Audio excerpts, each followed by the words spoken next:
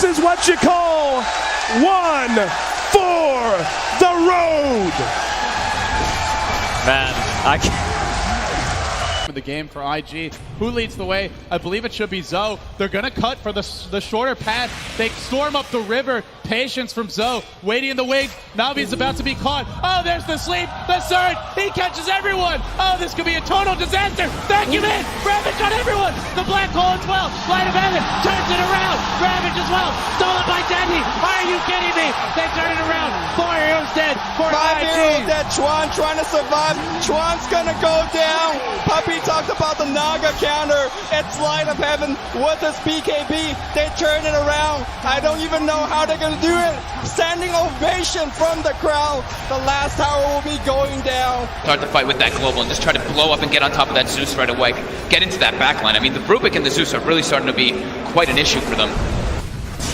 Chalice is in with the opener, straight in with the lasso. The tower will fall, but they'll drag back the Ember Spirit into the torrent, cut him down with the Tidebringer. He's dead, but on the side, they find Arme. Arme's dead for 60, still alive at the moment. And all the use, the dodge, Anna up into the end, dodging the Echo Slam. Somnus, he's trapped here in the Sprout.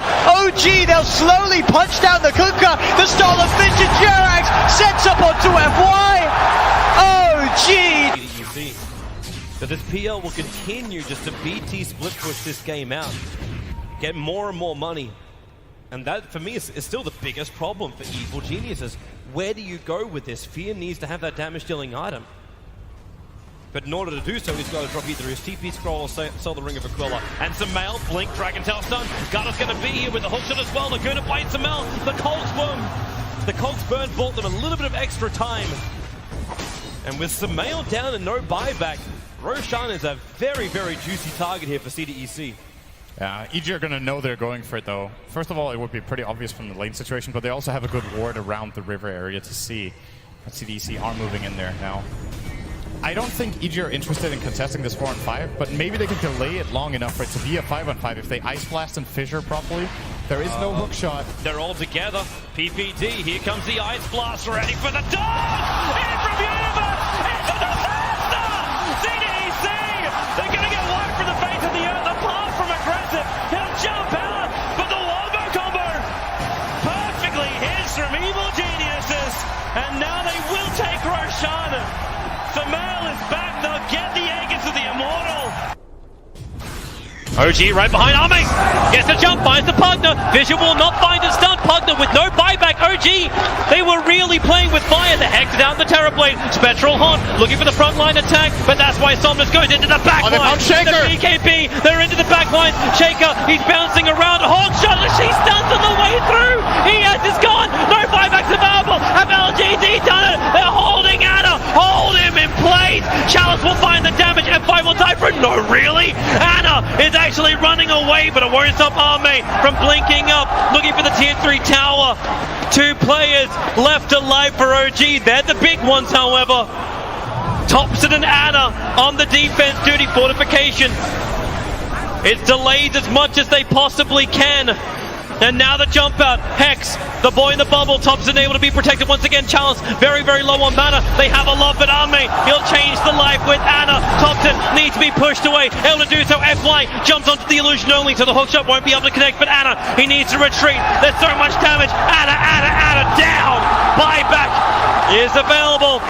They still have not taken the mid racks. OG are just trying to delay LGD for the moment. 5 heroes around. The bubble is there protecting the melee racks. Anna, Sunder! Once again, the Sunder switches to life. Arme's back up to full health, but the damage from Thompson, it's good enough to kill off the bait. Buyback is there. Somnus leads forward. They just keep bunching them around, but they're still battling from inside the bubble. Pugner will come to the world living LGD. They're going for the GG push. They're going up the tier 4 towers. OG, they have to hold the line. They have the numbers. 7 from the side with a Dagon Arme, but no! Sunder is back up. It is there. Chalice will fall. They lose the Enchantress. FY pushing around Anna. He's so low. Can they get the die back on him? You bet your Nelly they can. Arme still very, very low. The blast will kill him off. But buyback, LGD want this now. LGD, or can they? Backing up? No, they're not. Terrorblade, BT's forward. The ball is up. Thompson needs to defend. X-Nova very visible. You've got a very, very low life Mirana. But OG, they can't find the target. X-Nova, he's got the grip. He's got the control. He's got the kill. Thompson is down, but ES is up. Where the Echo slam. Oh, there it is. Forward. There's your slam. There's the dunk. There's the play. Jirax, the savior of OG. 1500 gold. He actually is going to go straight into the pipe here, opting to tank up even more. Rolling boulder from Zep misses again, but there's the invest bomb, and this time Ohio's in trouble. Roar will come out, they have the magnetize, they get off the silence as well, and Ohio will get right click down. The exorcism will go from Mushi, doing a decent amount of damage to that aggressive. The Borislow comes through, he has no infest, he has the armlet toggle, needs to be careful, the spirit type coming out, the glimpse back onto aggressive, gets him back in there. They get the grave off in time though, the open wounds will come through, they have the kinetic shield. There's the black hole, from the long ground, on to 3, Step as well as them 1 are gonna get chewed down. 3 dead. Mushi gets a double kill. DJ, are you kidding me, from the low ground? DJ, God, the crowd, he just goes insane as he hits the black hole of his life. And Likely could just give this one up. The vision advantage with the Hawk does help. But nope, they're ready. They've actually got a smoke. They can bypass the Hawk with this, but there's no way they take this in time. Fnatic need to get out. Mushi is going to be stunned by the boulder smash. They're going to come through. Showit looking for a Ravage. Can't find it. Mushi pops the BKB early. Aggressive blinks in. Pops the Rage as well. Still has his BKB ready to go. They really want to contest this and take it down as quickly as possible. They get the refresher for Ohio. It's coming out. Double Roar is ready. Can they find a kill off of this? Maybe he's walking up with the Silver Edge. Ohio's going to get caught first. Ravage catches onto 2. Black Hole counter initiation. Static Storm on top. Aggressive is low. They get up to Static Storm. Showit pops the refresher. Not enough. Maybe he's getting chewed through by mid 1. They get up the Roar. They'll lose 2. They'll lose 3. They buy back on the Tide. He's got another Ravage. They have no buyback on Maybe. What an initiation from DJ. Secures another kill, and Tongfu is going to continue to push. They're not done. Mech still hasn't even been used. There's a hook. Howell brought all the way back to the base. Cleaned up by the fountain. And waddles his way back to the front lines. Well, like I said, it does waste time, but they kind of need it. I mean, they need to be able to just eliminate somebody from the fight, very similar to what Mu can do for Tongfu. So if he had been a little bit farther up, he would have been able to throw the hook, but the thing is there was a range creep in the way. There it is, yep. Banana going for a ride on the Dindy Express. Welcome to the well. He just goes to Tongfu. And now charging back out. Dindy going to be spotted, and he doomed the Chen. That's a much better choice. Oh, he got him. He got him. Not going to follow it all the way because we got a battle to watch with Puppy. Trying to get away from it, going to be telekinesed back. And they will be able to get him as well. There you so a 1-for-1 trade. And wow, Hal is still alive down there. Engagement breakout as Kuro. Oh, there we go. The hook. Got him. Zhan Xing taking the long ride to Shanghai. Welcome home. Na'Vi is down. Can you say mega creeps? Na'Vi, he got him. One more. This is what you call one for the road. Man, I can't. The game for IG. Who leads the way? I believe it should be Zoe. They're gonna cut for the shorter path. They storm up the river. Patience from Zoe. Waiting in the wings. Navi's about to be caught. Oh, there's the sleep. The surge. He catches everyone. Oh, this could be a total disaster. Vacuum in. Ravage on everyone. The black hole as well. Light of heaven turns it around. Ravage as well. Stolen by Dandy. Are you kidding me? They turn it around. 4 heroes dead for 5 IG. heroes dead. Chuan trying to survive. Chuan's gonna go down. Puppy talked about the Naga counter. It's light of heaven with his BKB. They turn it around. I don't even know how they're gonna do it. Standing ovation from the crowd. The last tower will be going down. Start the fight with that global and just try to blow up and get on top of that Zeus right away. Get into that backline. I mean, the Rubik and the Zeus are really starting to be quite an issue for them. Chalice. He's in with the opener, straight in with the lasso. The tower will fall, but they'll drag back the Ember Spirit into the torrent, cut him down with the Tidebringer. He's dead, but on the side. They find Arme. Arme's dead for 60. Still alive at the moment. And all the use! The dodge! Anna up into the end, dodging the Echo Slam. Somnus, he's trapped here in the Sprout. OG, they'll slowly punch down the Kunkka. The Stolen Finch and Jerax sets up onto FY. OG! So this PL will continue just to BT split push this game out, get more and more money. And that, for me, is still the biggest problem for Evil Geniuses. Where do you go with this? Fear needs to have that damage-dealing item. But in order to do so, he's got to drop either his TP scroll or sell the Ring of Aquila. And Samel, Blink, Dragon Tail stun. Gutter's going to be here with the hookshot as well. They're going to bite Samel. The Colt's Burn bought them a little bit of extra time. And with Samel down and no buyback, Roshan is a very, very juicy target here for CDEC. Yeah, EG are going to know they're going for it, though. First of all, it would be pretty obvious from the lane situation, but they also have a good ward around the river area to see. CDC are moving in there now. I don't think EG are interested in contesting this 4-on-5, but maybe they can delay it long enough for it to be a 5-on-5 if they Ice Blast and Fissure properly. There is no hook shot. They're all together. PPD, here comes the Ice Blast, ready for the dog! In from Universe! It's a disaster! CDEC! They're going to get wiped from the face of the earth, apart from aggressive. He'll jump out, but the wombo combo perfectly hits from Evil Geniuses. And now they will take Roshan. Samel is back, they'll get the egg into the Immortal. OG right behind Arme. Gets a jump, finds the Pugner. Vision will not find a stun. Pugner with no buyback. OG, they were really playing with fire. The Hex down the Terrorblade. Spectral Haunt looking for the front line attack, but that's why Somnus goes into the back line. The BKB, they're into the back line. Shaker, he's bouncing around. Hawk shot, she stuns on the way through. ES is gone. No buybacks available. Have LGD done it? They're holding Anna. Hold him in place. Chalice will find the damage. F5 will die for it. No, really? Anna is actually running away, but it won't stop Arme from blinking up, looking for the tier 3 tower. 2 players left alive for OG. They're the big ones, however. Thompson and Anna on the defense duty. Fortification. It's delayed as much as they possibly can. And now the jump out. Hex, the boy in the bubble. Thompson able to be protected once again. Chalice very, very low on mana. They have a lot, but Arme, he'll change the life with Anna. Thompson needs to be pushed away. Able to do so. FY jumps onto the illusion only, so the hookshot won't be able to connect. But Anna, he needs to retreat. There's so much damage. Anna down. Buyback is available.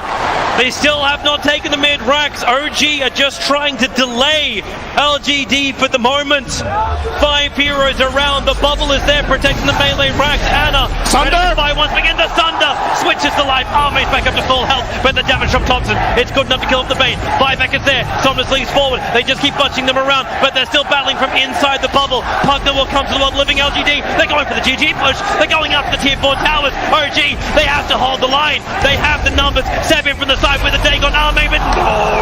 Thunder is back up. It is there. Chalice will fall. They lose the Enchantress. FY pushing around Anna. He's so low. Can they get the dieback on him? You bet your Nelly they can. Arme still very, very low. The blast will kill him off. But buyback. LGD want this now. LGD, or can they? Backing up? No, they're not. Terrorblade. BT's forward. The ball is up. Thompson needs to defend. X-Nova very visible. You've got a very, very low life Marana. But OG, they can't find the target. X-Nova, he's got the grip. He's got the control. He's got the kill. 3, 2, 10. And we're back. Hello. Welcome again, folks. Second series of the day. Another best of 2 for you. Hellraisers versus Viking. That's right. They were like, you know, we just kind of paddle our opponents so hard. We gave them a good spanking too. We aren't feeling de-energized at all. We're ready to go again. This time against another CIS team. A CIS team that has shuffled quite a bit now.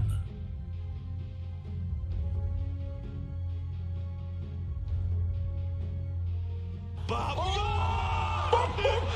is what you sound like.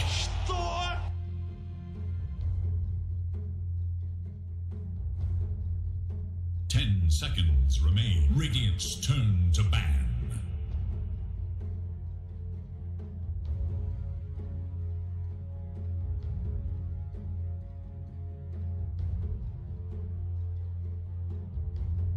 You know, I don't know if I'm too surprised they went with standing contracts. I mean, look, they couldn't even afford to pay the Photoshop designer to finish the logo.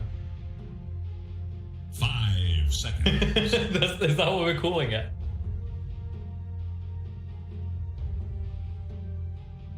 This reminds me of it's gonna be a British. Get it? Little Britain with the dust guy. Reminded me about that. Less is more. Dust. No, it's I've been trying to put. All right, I'm gonna keep trying to pedal this. Right, you guys will see in a moment. Across the draft. Angry eyebrow. They should just call themselves angry eyebrow. Because once you see it. Yeah, because I've done this with several people already. I went, yo, angry eyebrows, and they can't unsee it. Once you see it, it's like, it's just ingrained in your mind. But here you go, guys, have a look. Radiant must choose. Exactly. They're angry, they're not winning right now. That's why they made this roster shuffle. Like you know what's gonna happen? Every time they make a roster shuffle, they're gonna update the logo to be a little bit more tilted.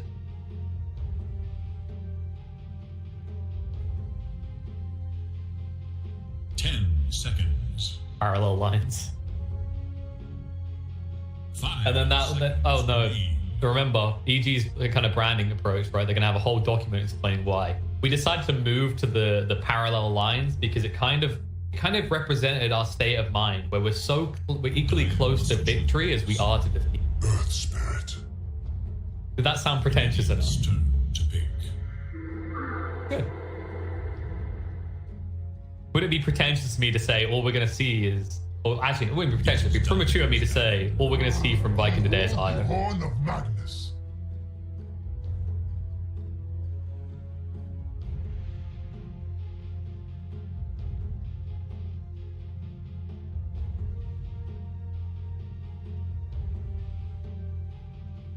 Seconds. I do like Fanic on the Magnus. 5 seconds remain.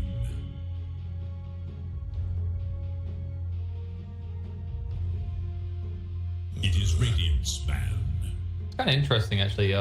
Maybe I think it's more to do with the change in players, I reckon, than anything else. As I don't think the previous roster had a renowned Earth Spirit pick. No. I think the hero got hurt a lot. After, he used to be decent because you could shove weapons quickly with your combo. But after the changes, you come short of clearing the creeps instantly. And kind of a big theme with boss wars right now is either easy kill potential or you can shove lanes very safely or quickly. And he doesn't really I wouldn't say he has any of those. You can kill a lot of heroes if you're really good at Earth Spirit, right? But it's kind of like the notion of a Mirana. You could kill a lot of heroes if you hit every arrow. There it is. That's the crux.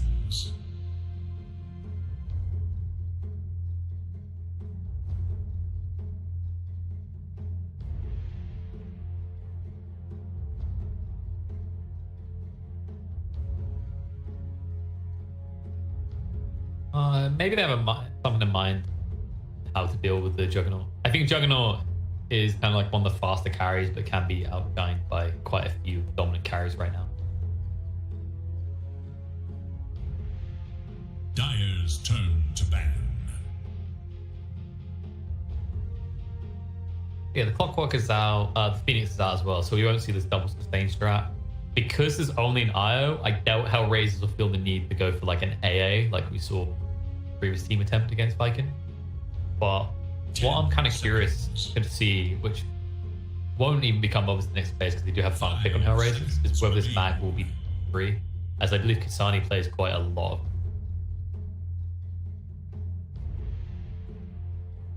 I think it depends on whether that gets countered, because I'm expecting Viking to sort the mid in the next phase, possibly at the start of this phase.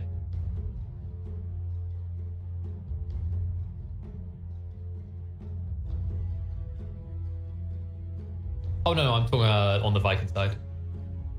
Yeah. It is Radiant's ban. It depends.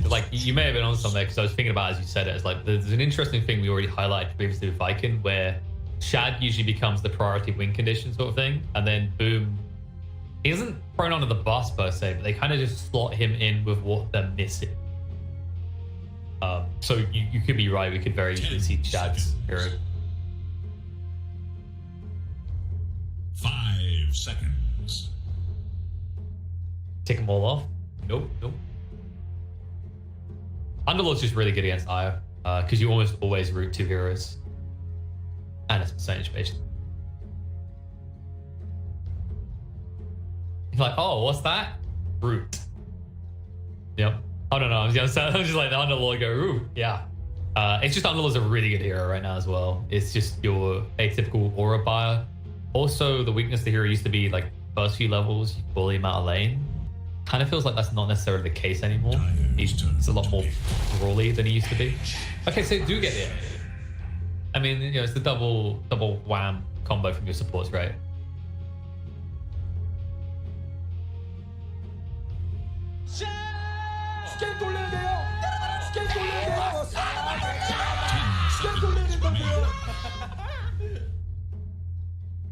Five seconds remain.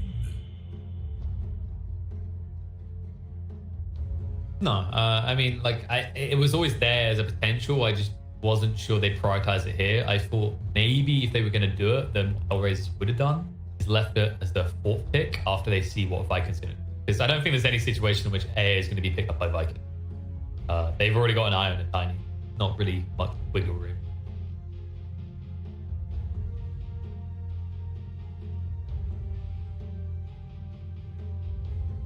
We are doing this. This is all we're doing. I mean, you could shift the Tiny to a core role, right? Like, we've actually seen Boom play quite a lot of Tiny in the mid.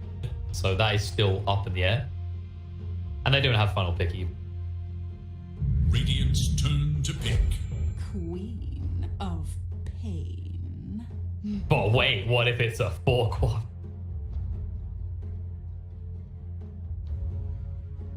What if they're all 4s? They are distributing goals so equally that technically they are neither 1s, 2s, 3s, 4s, or 5s. 10 seconds.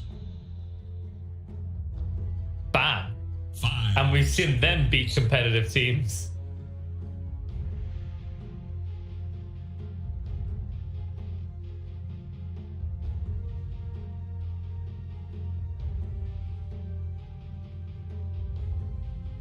Actually, I don't know, expert might be too strong. Actually, that was my specialty. Yeah, my dissertation was in AI and pathfinding.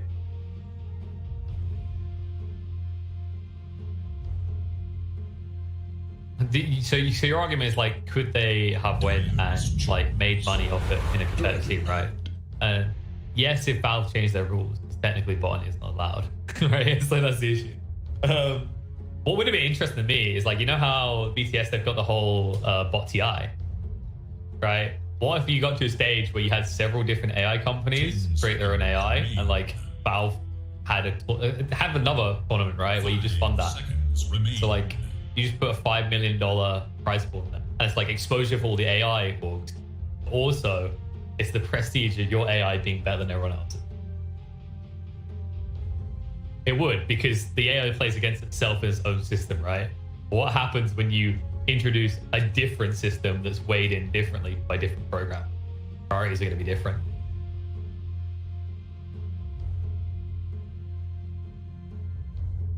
They have to, because it's assisted learning, right? It's like AI can't kind of process everything that we know as human, because it's going to min-max, and it's going to come out with kind of assumptions that work in like 10% of the game. Obviously, the key is like, if it plays enough games, it works out that it doesn't work. If you don't have either an interference by a human or a human opponent, it never like understands that it's a bad move. Playing again. It's like playing with yourself can be fun, but playing with others is. As Viking definitely want to play. This Night Stalker definitely kicks up the pace. Yeah, this is really fast. Night Stalker. Oh, go ahead. 10 seconds.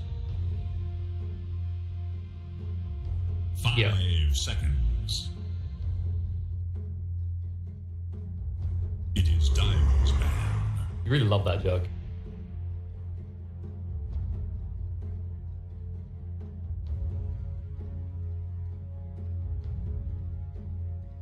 I think it should be a quarter. And then the Jug would still be there for Viking. Like that TB ban leans me towards the Jug or a Drought. 5 seconds remain. Oh. I think this could be like a Jug. Radiant's turn to ban. Like the hero bans are suggesting. You know what's cooking? I doubt we're gonna see the Night Stalker one. Just FYI, I think it's fallen off compared to what it was. It's like the whole concept of Bounty Hunter boss one as well, right? These heroes in the very right game could work, but overall they're better suited as a free throw. Dire's turn to pick. To relate it to the TB ban, it's like imagine if you got told you could have Metamorphosis for 5 minutes. Right? It's like think about the way you have to play the game when you have a TV. It's like meta is everything. If you misuse it, you get punished. Night Stalker is like it's not even a punishment you choose. Like you do have your ultimate for a short window, but for 5 minutes, your opponents know they're probably safe. Yeah, actually don't mind the Ursa. It's really good against the DK. Magnus can't hang around to farm not that well. He done fine against an AA last time. If you go for Jug, you're like farming a little bit slower than you. Oh. Venom Man. Venom.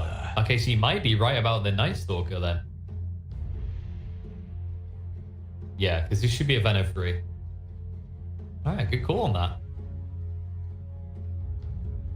That sounded like that's a really caveman, like Toby like Venom. Toby spit. Toby kill. 5 seconds remain. It's been a while since I've seen the POS 1 Night Stalker. It was a really popular pick for the SEA region, especially for TNC. The Chaos Knight, however, Hellraisers, they're looking to accelerate the Chaos Knight through the mag. This is interesting because I don't feel like I've seen this much, especially with the changes to Chaos Knight. Like Chaos Knight for me went from being like a kind of solid laning hero to a slow bully that kind of needs some backup. It's also weird. The way they changed his ultimate, he kind of in ways feels a bit more like Naga, I want to say. And that you're kind of justified in using Phantasm to farm. Yes. Which like we're hearing that. There's Lotus somewhere cringing right now. He's listening to that. It's like farming with Phantasm? That's not how that's what it is. It's like it's such a low cooldown now. 5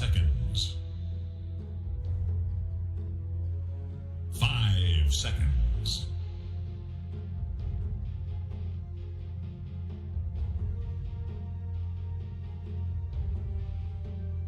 Yes. Yeah, that's the power.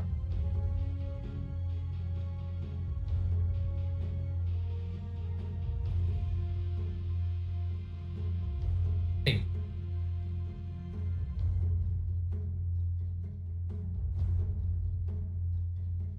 A little. I call him a slug for a reason. I think I'm gonna resonate what's clearly being thought in Twitch chat. You goddamn Viking fan. But in fairness, you even interviewed them. Clearly. Anyone you've interviewed, you have bias towards. No, it's... There it is, guys. What, not Funnick? Gotta get the... I think he speaks some. You're not wrong about these drafts. Like, there is... Well, there is a different way of looking at it, is that I can have a draft that can play far, and absolutely should. The reason they absolutely should is because at the end of the day, while it is a Chaos Knight, a hero that's kind of infamous for using any new item very well, but taking a long time to get to it, he's in a lineup with a mag, like you mentioned. So he's going to have this accelerant, right? So I think, like, if you're looking at the ceiling, it's higher for the side of Hellraisers.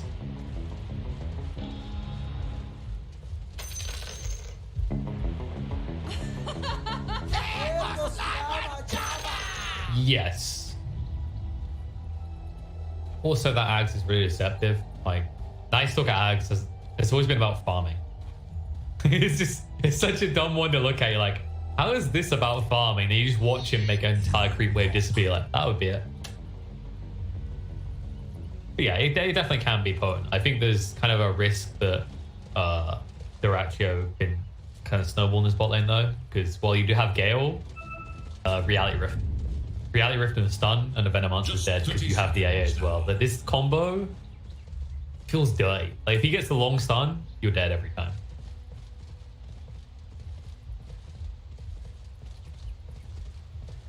You're not like, wow, he got him, boys. Like that moment came when you saw the final pick coming out of Hellraiser. Like, yep, that's a lane winner right there.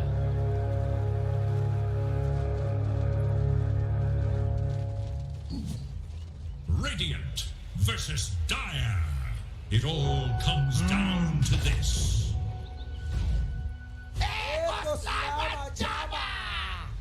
That's always the crux of Venomancer. He is a he's a mini slug. Underlord is the giant slug.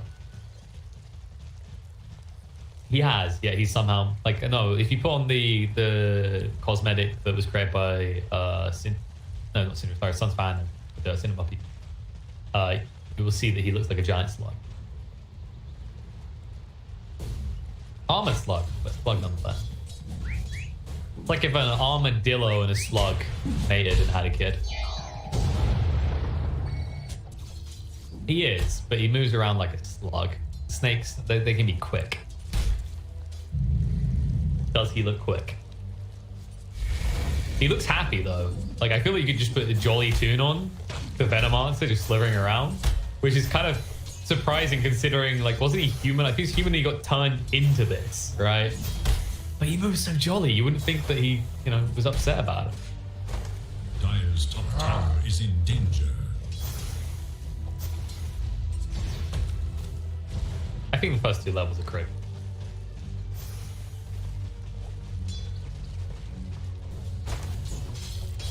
It's also annoying because now the Kel Strike is just chance based. You don't have this guaranteed sustain, right? So it's like phases of the lane. I feel like Chaos Knight as a hero is a little bit underwhelming in his ability to like take a beat.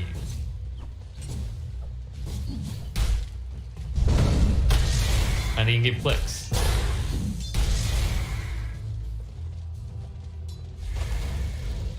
But you just saw what happened there, right? Yeah, that's half his health instantly gone. And they're going to have another bolt. If AA was here, he's 100% dead. Even if Tiny was here, like Tiny wouldn't be able to protect Toby.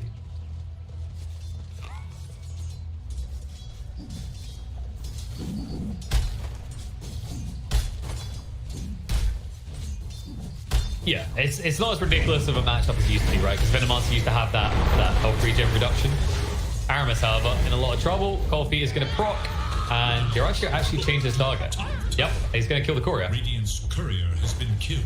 I think Duraccio, he could have got that if he chased, but I guess he didn't want to miss out on CIS. Because he had the Chaos Strike coming off, Chaos Bolt Rubber coming off. It's like, is it worth it?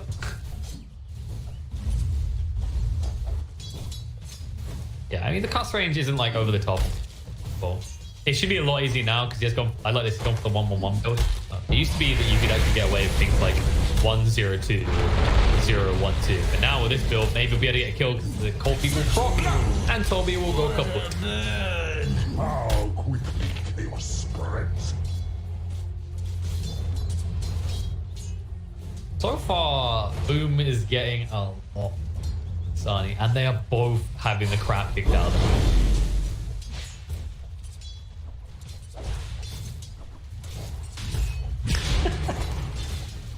You start that off with the I love watching, as if like, yes, I've played too much support. I have had to bend the will of my mids, and now they all suffer. So just... My favorite part is when you get those people who like, they want you to war. It's like, you got your own wars. Like it's kind of like watching the kid grow up and leave home, right? It's like the mid must take responsibility for himself. He can't come crying to mama and dad of support anymore. And you can tell that Valve went really far to like admit to that idea, right? That's actually going to put Pisani cost back. really tanky though. Roll in's gonna backfire and a boom, the bat, and he's gonna be brought down as Non-Grata does arrive as well. So just what I was about to say about how like mid has been driven towards this individuality where no one else gets involved in the top lane. We see 5 heroes battling in the mid lane across the two teams. But if you actually look at the way the Valve has changed the map, changed certain things around forays, etc., boards, you can see how they have this philosophy about the mid lane as a true 1v1 and how hard they've been like working to solidify that idea.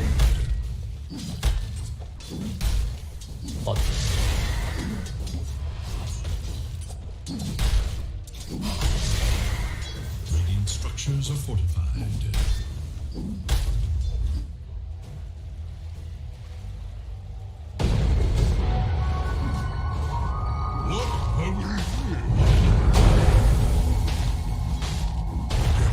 Don't worry. Simon's gonna arrive at nighttime. The shagging. Oh wait, no, it's the boss one. Nice. But yeah, you're right. I think the kind of giveaway of how things were getting weird was when almost any melee hero could kind of be picked mid, right? There was a phase where that was starting to creep in because they were so bulky with the like stout shields. The lane was so long. They wanted to make it more kind of skill dependent. Nice rotation to Lola. Gets the kill on the Toby. He did get his ass whooped a little in the top lane, but it happened. When life gives you lemons, you make a lemonade. Phonic is making gold. This isn't really the dominant performance we're used to seeing when we see Mag and Phonic. I feel like more often than not when he has this hero, he asserts dominance. It's just not an easy one. You've got Io Knight still through your opponents. It's like they have so much sustain.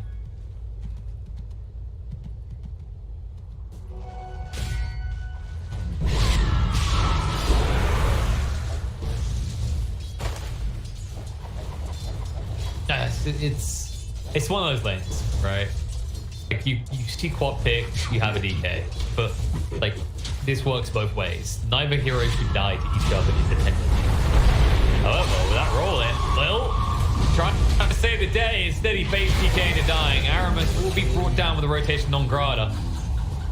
Grata having the Gravitas of a POS freak from POS 5, like Gravitas. What's my words today? Gravitas. I was like, I think I'm in the right place. Now I'm in the wrong place. Now I'm in the right place. I wish I was like Non-Grata and in the right place, because so far his rotations have been getting vengeance. Nice, I found G. The dumb part is that after the amount of hours I've had in Total War, I should know the word Gravitas very well. It's one of like the stats, your leaders. I can't remember the other two. I just remember Gravitas is a cool word. So cool that I forgot it a few seconds ago. Oh. I'm just gonna zoom out the camera, let go of the mouse keyboard. We'll just stay here in the mid lane because this is where the pie is. Psych, bot lane. Gratio, that's his Phantasm play. And right now, it's looking a tad bit lackluster. Lil doesn't even try to deny his Chaos Knight. He needs to be careful himself now. Toss in. Yep, in you go. Keep him busy. You got this, Toby. That'll be the script brought down. But don't worry, Non-Grata, once again, look at this match. With the Gravitatius to run away. Radiant's top tower is in danger.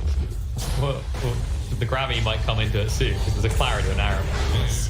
Up you go, and down you go. Personal agent. Some of my best friends are fossils. It's just one of those heroes where you don't feel like it's ever that important, right? It's like you're gonna set up in an area of wards and let people come to you. Yeah, Big Viper, right? Viper's like people have to come to me, and then they have to. There's never a case of I need to necessarily chase people. If they run away on like 10% HP, I consider that a win. You probably consider a win because Viper can't run. Radiant should look to their top tower. And that way he's a lot better as like Viper in terms of how you can flex him into the. Like if I was so. Its top tower is go ahead. attack. No, it's fine.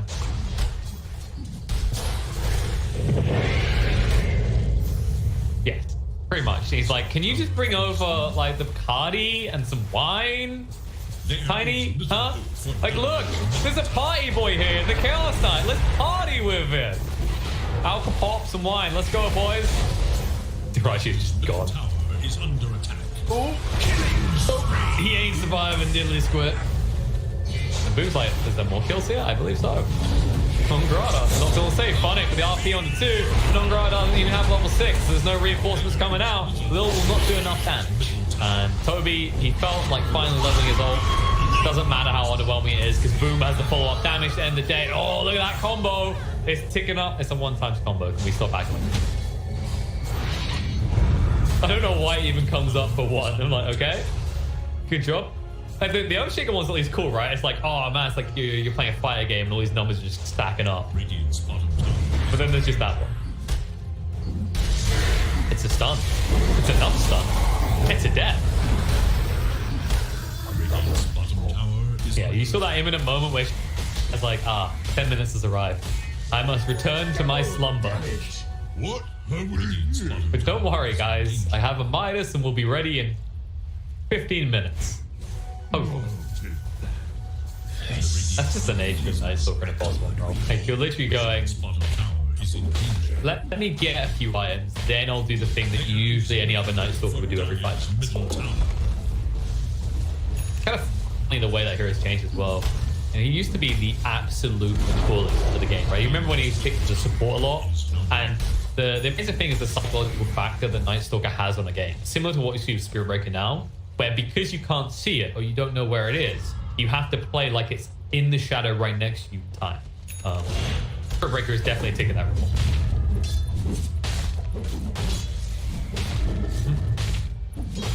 Yeah, I remember it was... I was just gonna say it was when I started casting. It was like for a whole year. Like, Dire have fortified their structures against attack. Dire should look to their top tower.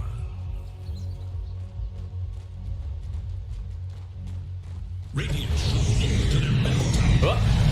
Oh, it's a Night Stalker game now. It's like easy gold. My Midas is on cooldown. There were no creeps nearby, so there was nothing else to do.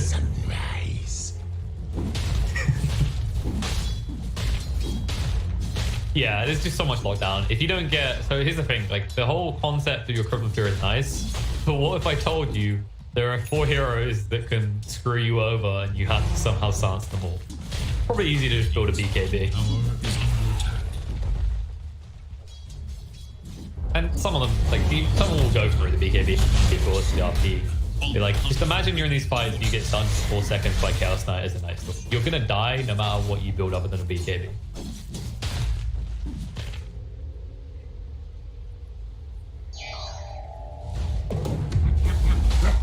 Let's be honest, right? Like, unless you're a boss one player, you never truly appreciate a good BKB. Because in their mind, they're like, this is good if they try and fight me, I'll get kills.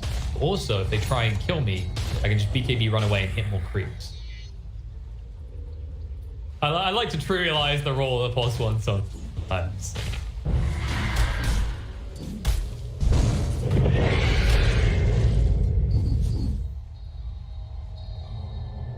Oh, yes.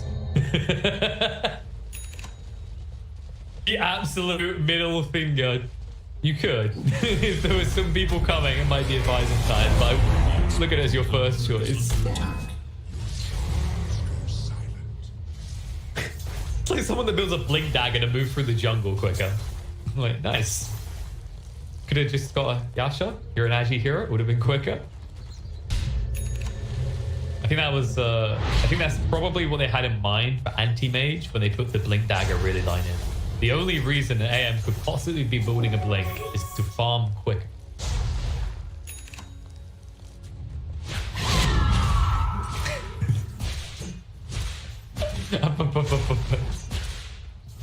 Like, I mean, they could add something. Like, it was pretty obvious what they had in mind. You've heard the line, right? It's like a blink dagger. Really?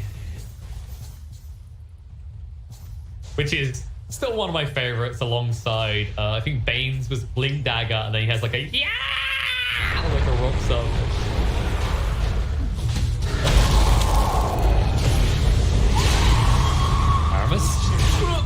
your singer in this game. Boom with the Sonic Wave. Try and bring Lil down. Not able to do it. They still lose the Tiny. And they are going to have Dragon Tail in 2 seconds, so you need to get out of this. Finally, they'll be able to bring down Lil as Shad yoinks the kill on the back line. And all of a sudden, DK wants out. He's still got quite a long time left on his Dragon Form, but the slow comes out from Toby. The start sort of free. The Poison Nova's big as well. And Duracho, he has to pop the ultimate, but what's his target here? They're going to try and right-click him down. The RP comes through. On point for Sonic. The heals out from Celery is sustaining up Shad in the meantime. They'll turn to move and bring down the Quap. They will be able to kill the CK, but Shad, is he going to be able to walk away? It looks like he'll just about get away from this as they're not able to make contact rather than to breathe fire. No. One more click and it would have been good enough. They do get the DK out. Toby. He said he's slow, but don't worry, Celery's there to turn him into a fortress, and Lil all of a sudden needs to get the hell out, but they do block. Toss forward on top of him. He's got the roll again, so he'll be able to get away. They should be able to take this tier 1 tower. They're reluctant. I mean, this is the thing. You've got a max Plague Ward Venomancer right now. You could very confidently set up a siege. And you do have the catapult. You do want money.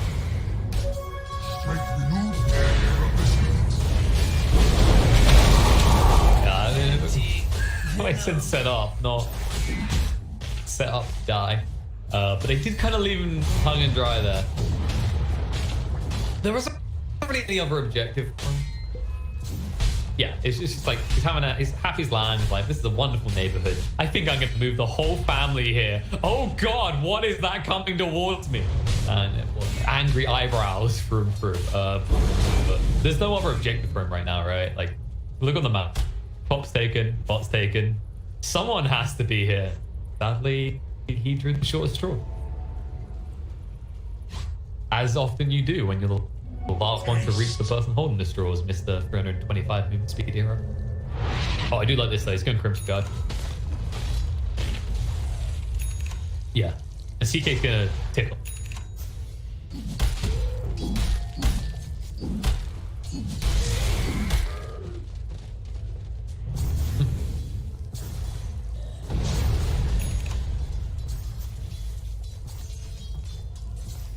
Yeah, so in this case, he's going to get his ult off and then press 2 buttons with his Spirit Vessel and Crimson Guard, and then he has our permission to die.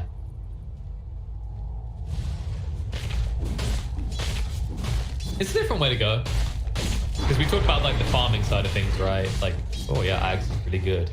But what I like about this is mischance on the CK illusions. Like, they're doing everything to shut down the CK and lots of damage with that Axe speed you're getting from Hunter in the Night. Radiant's bottom tower is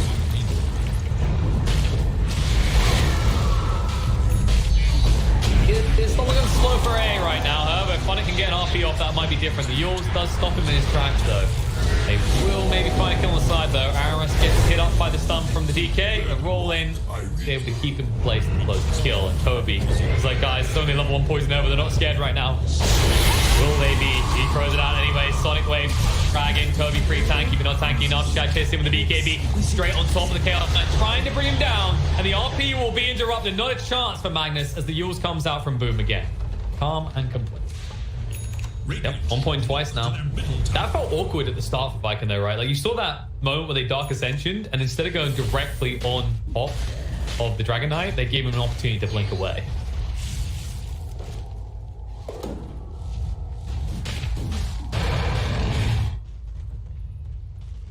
Yeah, this is kind of where they can start ganking spanking regularly.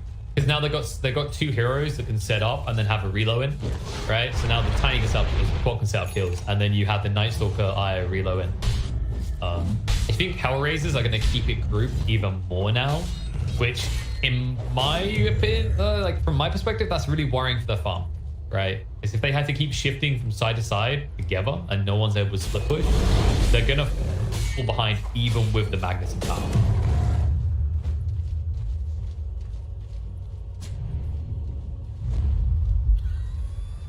The classic adage of a good Magnus game or a bad one. Have you got more gold than the enemy team with multiple melee heroes? The answer is no. Press in power hard.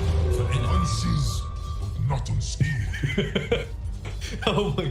Maybe it's like, yeah, it's one of those charge up skills, right? You hold it longer, and it goes for long. Like, oh yeah, we start at 10% and then we build up to, you know, the 30%.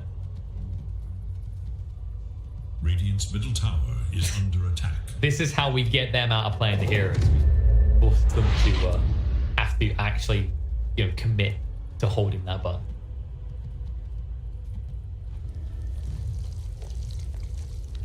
No longer will I die, he says.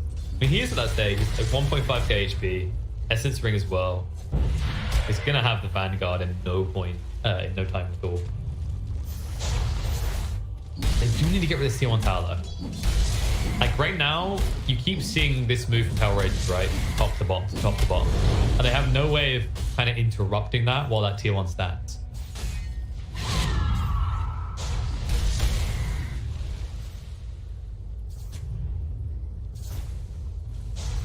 A case of now that it's daytime, you might see Hellraisers move out. Like this is something we talked about in the draft, right? They think of TV, Night Stalker's TV, right? Or a 5-minute cooldown.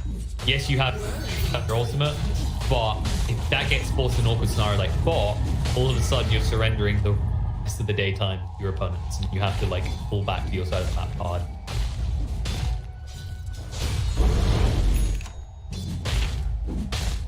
Okay.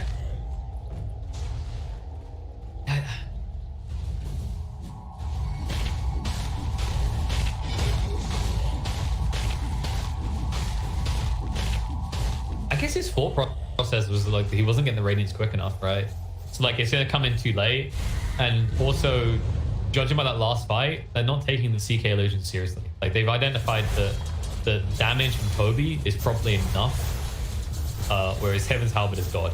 Like I just love this item in general, and any hero that has some sort of reliance on regen, right? It's the reason why if you think of Lifesteal as a hero, right? The moment he picks up the Sange, his ability to sustain in a fight feels like it's double.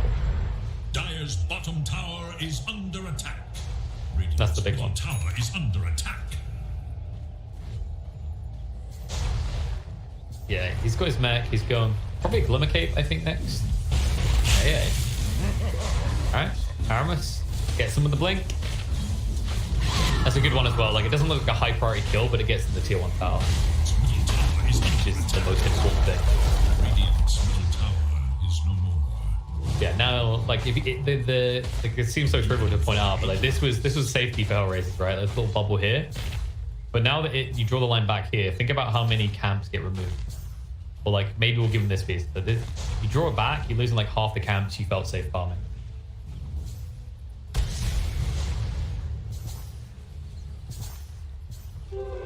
Invisibility. That's something we hit on earlier, right? Is that out of all the heroes in this game, the one that gets the maximum value out of each and every item is CK. Like this hero has a slow rate of farm when you look at what he has himself about thinking about Empower or building minuses or whatever for a good reason. It's because those illusions are so potent after like 2 or 3 items.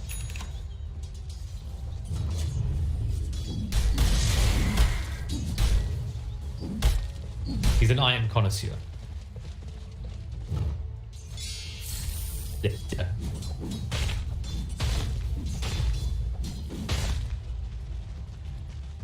Go the extra mile. You know, while Night Stalker will friend to loan him $5, Chaos Knight can convince his friend to let him borrow his car for the weekend.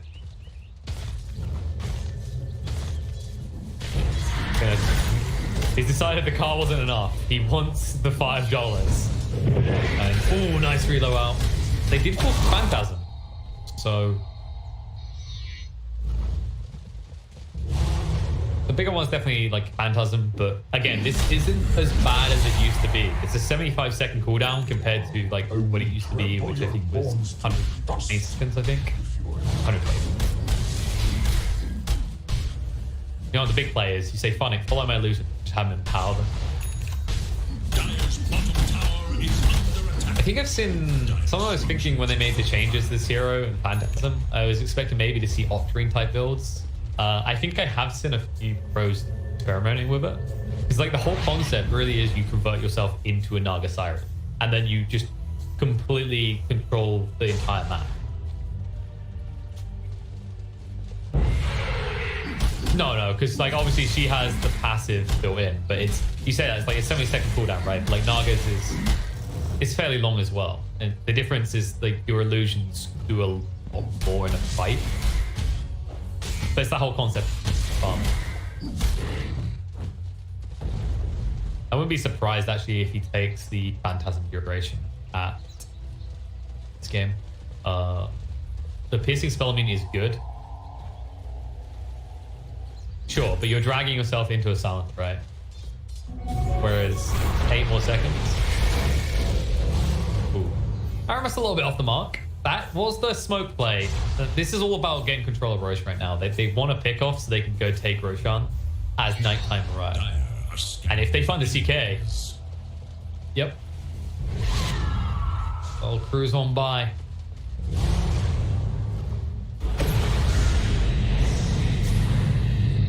Shadow's actually committed. I mean, it's about to be nighttime, so he feels confident about this Dark Ascension. They're going to chase in on Durachia right now and force the BKB out. 3-second stun's going to do a lot of damage to him here, but then that is the 10 from Midas of the day. They did lose Tiny on the back line in the meantime. He does fight back, but Toby's in way too deep, and that's Phantasm value right there. BKB gets activated by Shad, but the right clicks are overwhelmed him quickly. Kasani has to back away with his BKB activated, and Booms has run out soon, so he needs to retreat. We'll be able to blink away, but on the side, Lil is low, but has found Celery. Key component of this Night Stalker being enabled so much is to ensure that he gets kicked down and out. And in the meantime, they'll be able to find the dieback on Aramis as well. He literally died in the same location.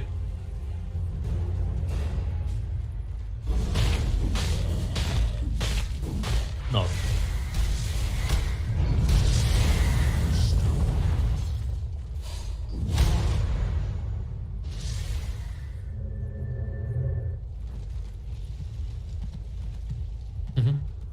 And part of that comes down to the fact, like, he's got this BKB. Even when the BKB's not there, your Phantasm acts as a basic dispel, so Spirit Vessel gets removed straight away. And also, the really painful part is K-Si's impact in this game. Like, the only thing he's contributing now is deaths, as they're going to bring him down again.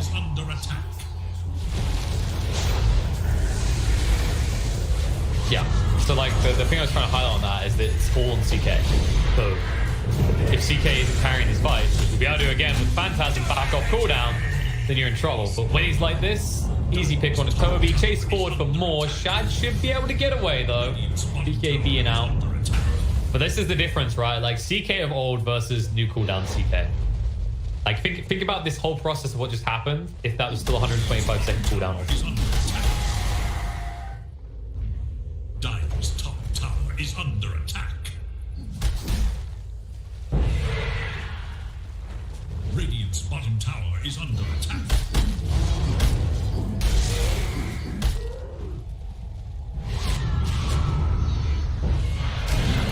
It's all about the balance. Yeah, it's like, it sounds like an O statement, but it really is all about the Venom. However, finding an easy pick on Earth Spirit, definitely get that. Celery did go down, and Arrows can be found in the meantime. And this is just, like, you're seeing the way they fight, right? It's avoid the CK. And that's all well and good, but when are you going to be able to not avoid him? When are you going to be able to address him directly? Does that ever happen? I mean, I have done cast range build Chaos Knight, and you do get quite far, but reaching into your house may be a little bit of a stretch. You get close though. So I don't know if you ever seen it. I remember, you know, when Nuke Collapse first came out, you'd have maybe one.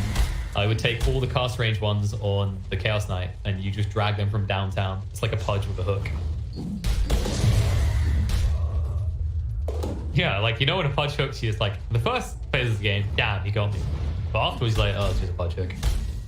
Whereas a Chaos Knight is dragging your ass in. You're done. You're just done.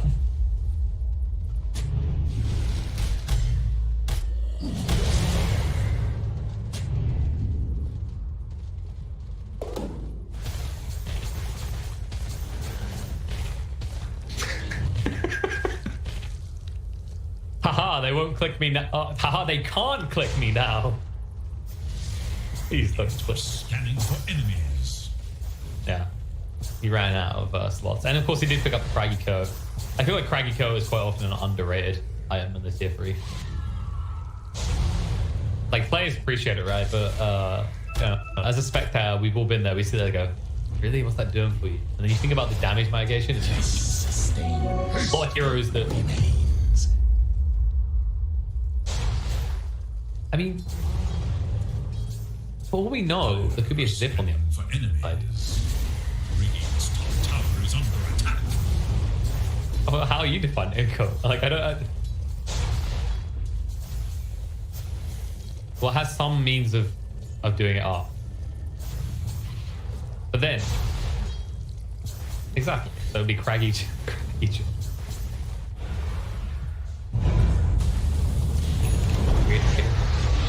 Boom.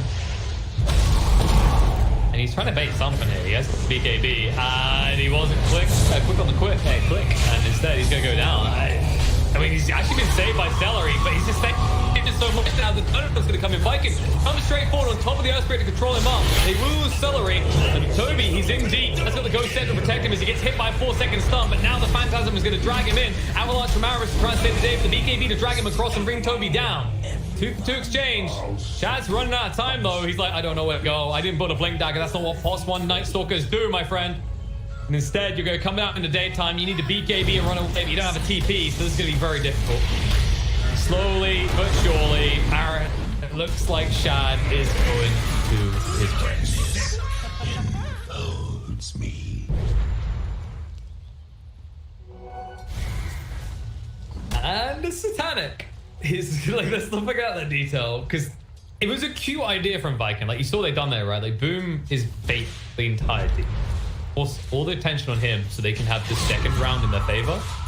And like, credit to Celery on sustaining him. But I think now that there's a Satanic on Chaos Knight, you can't even say that sort of worked, let's tweak the idea. Like, you can't out-sustain this Chaos Knight in the fight. Dire's top tower is under attack. To die slower.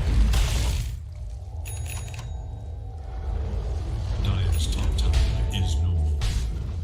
Dire's middle tower is under attack.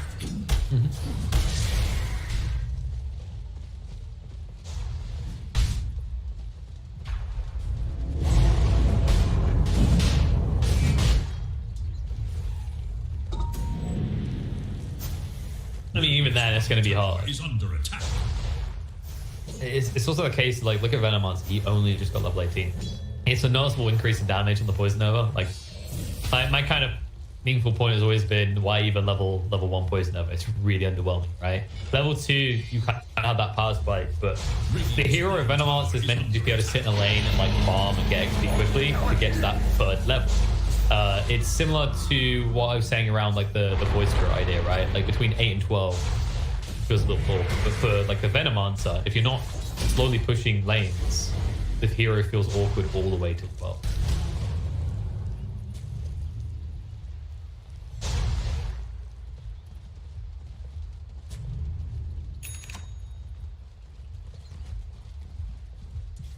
Yeah, just a little bit.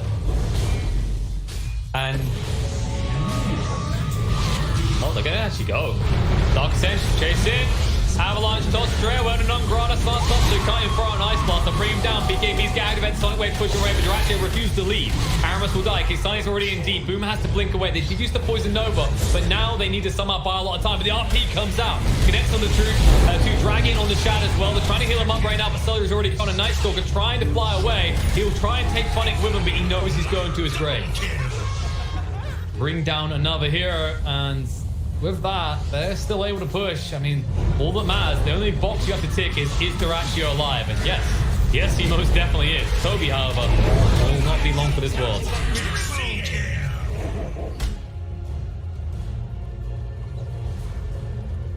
Radiant's middle tower is under attack.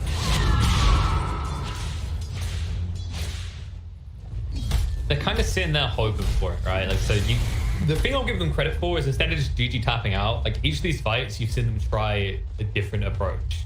The problem is, like, yes, and the fight before, you remember they tried to like force the burst to then sustain. That didn't work, so now like snipe the supports. But like, Hellraisers are so stacked at this point. AA is just a bonus, and you know.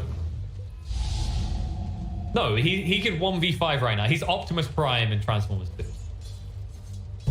It's gonna take them all. Celery's about 5 seconds.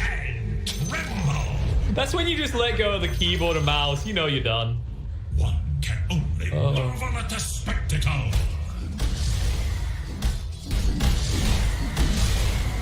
Haste. It's effective use of net buff though, right? That's something we talked about before. Is under attack. Like, usually, if a Chaos Knight is equal to the net worth of these other heroes, he's using it better. But he's not equal. He's several thousand gold ahead of the closest contender.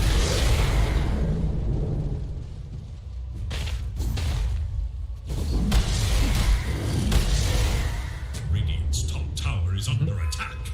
Yeah, there's going to be like no impact to the Iron now. That big heal is barely going to be felt once the Scud is in place. Fortified. Radiant's top tower is under attack.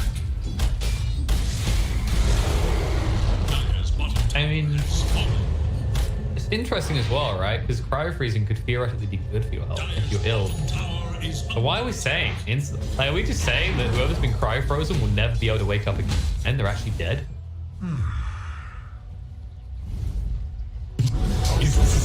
You wait, corporeal corpse incoming. You see him sitting on like prone, like some sort of reference to Warhammer 40. Probably come back in the year 40k to rule over Disney. God, there's an interesting.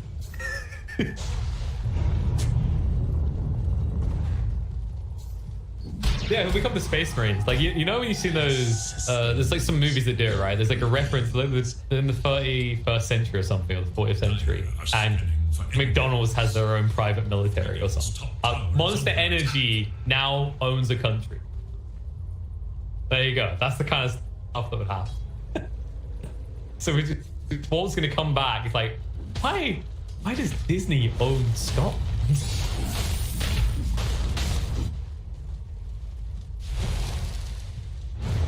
No.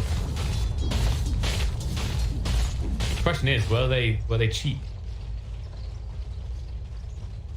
There it is. All right, a Scottish person in chat just unfollowed you.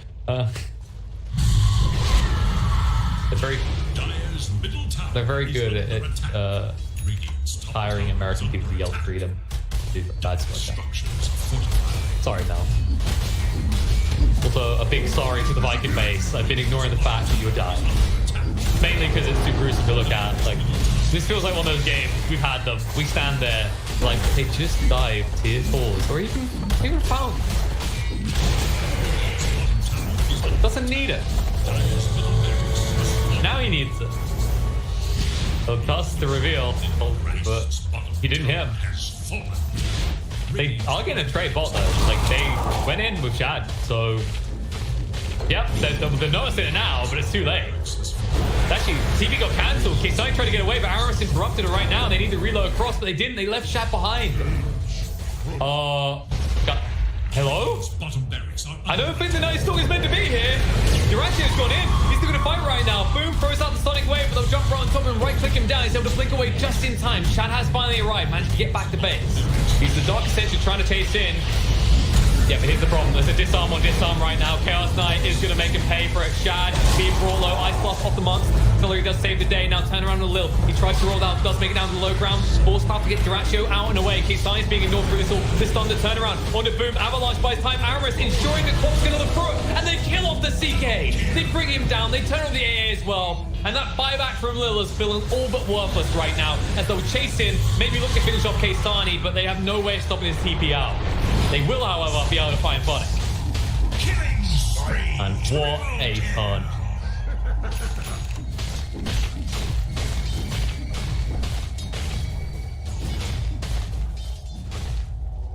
What have we here? Now they will suffer. Well, and all of a sudden, Viking, you know, they're 1 foot in the grave. They went, hit that pulse, like, I'm not dead yet. They're ready to fight back. And they've still got 2 minutes. Oh, yes. So that toe could drag them back down when the CK is up. So they need to get maximum value out of this as they are going to pursue into the Radiant base.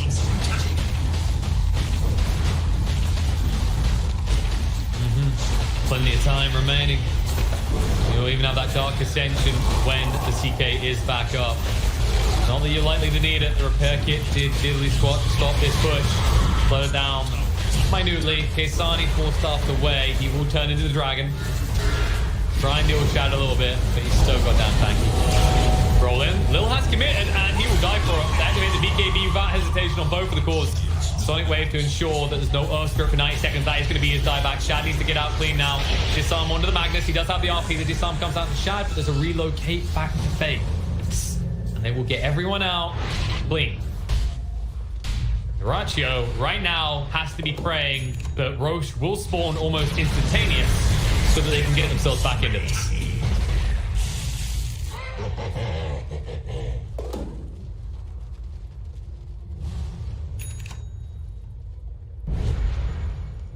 It's always that CK factor, although something that has to be admitted here is Night Stalker is pretty spooky.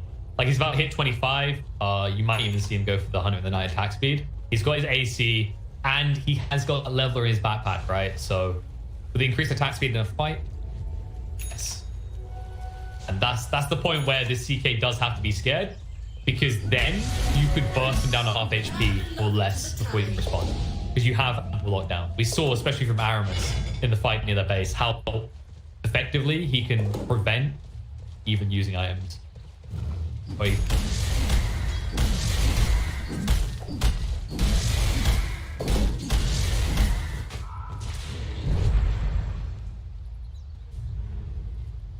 I mean, they have a... I was gonna say, they do have a lot of targeted, right? But you're all right. It gives you that window, to blink away.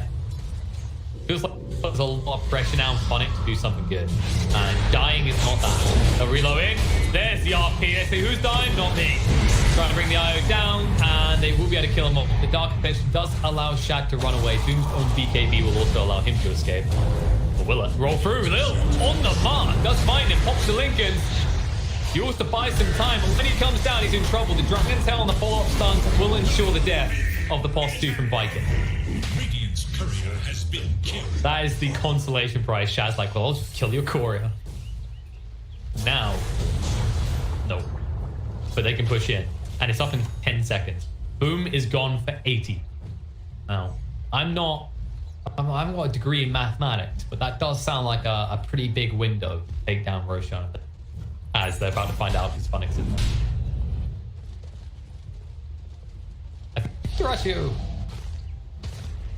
I mean, it's kind of suicidal, right? Like, the last few fights, he has to just blink in, avalanche, toss, and it's like, I've done my part. And if they don't kill people, then he's gonna die.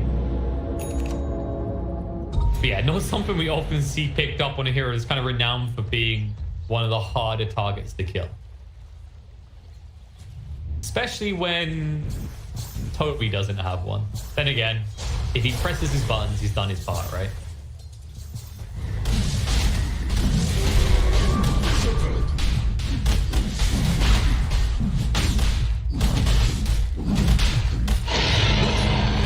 I can hear Hellraisers yelling challenge accepted, as they have got themselves an Angus and cheese and will probably look to kind of challenge you on that statement. The backpedaling. Yeah, you know, instead of lasting 1.5 seconds, he's going to last 2.5 seconds. That's almost double the amount of time he's going to live. Extra second, actually. I'm giving him more, I believe. Exactly. He could, in 1 second of not being stunned and dead, you could take your face, plant it on your keyboard, and use every spell. There you go. Good. People take the Poison Nova. The Poison Nova. A lot more people take Poison Nova, just because it like scatters the entire fight, right? Flake Wards are nice in theory, but when was the last time we saw Toby get to... Oh, Toby, how you use smoke. He's like, right, I'll defend. But yeah, like, when was the last time we've seen Toby get a chance to set up boards, like, for real, to do something? Yes, but like, when you're out and about, he's using them with scout. He's not using them to like siege or kill, because the moment he would turn up to use them to siege, he kind of gets a very dire case of dead. Aramis.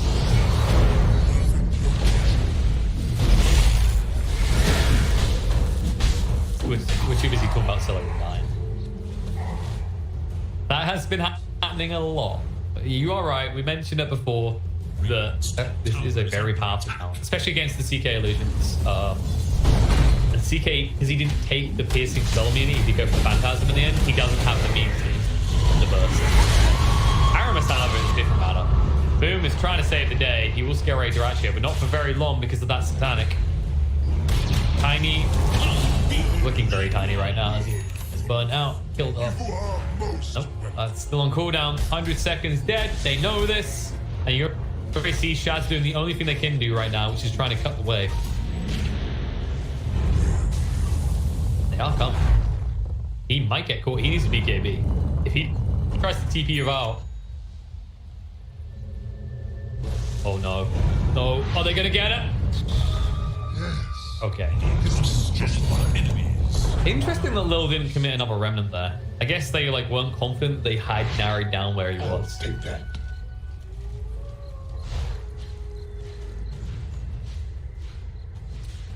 Yeah, it's one of those moments where Shad's gonna like watch it in replay and go,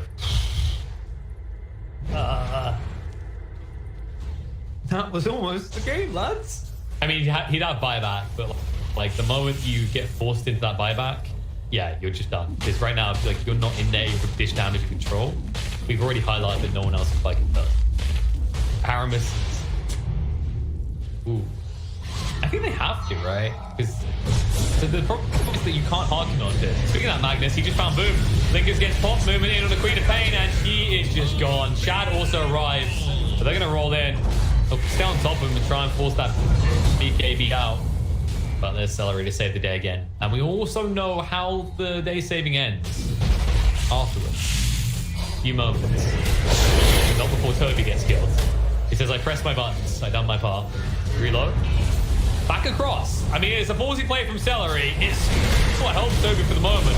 But then he immediately realizes it's even further from safety as they're both going to die.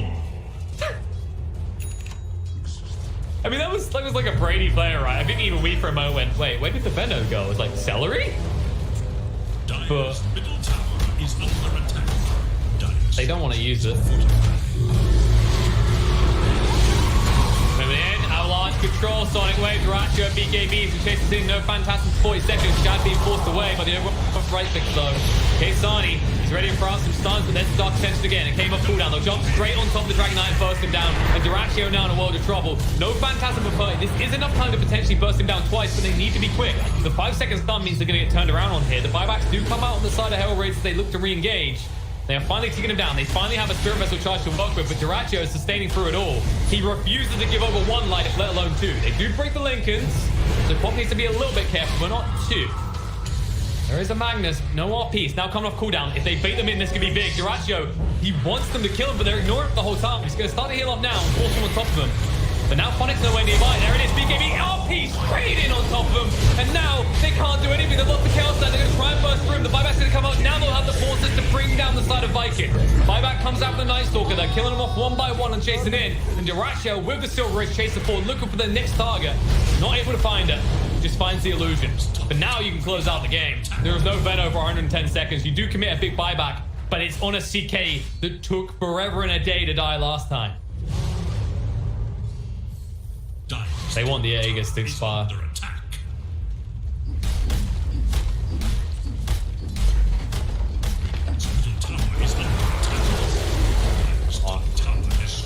It seemed like there was a little bit more coordination there, right? Like Phonic was backing away and then the pull came and he tried to get that. If he gets there a second sooner, that's the entirety of Item Wipe. Duraccio was just still alive and then in complete control.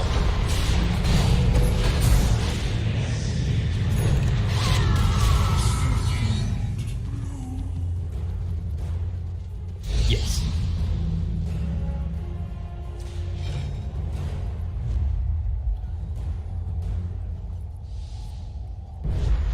Illusion.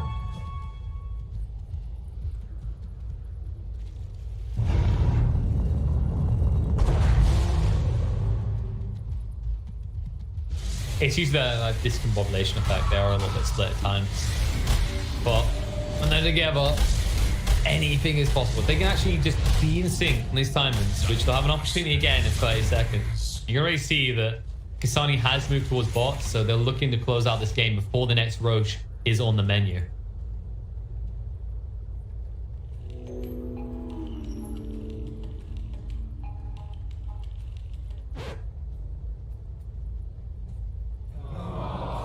This is one of those moments you sit in silence, like the Viking. You want, because we're coming. Your base.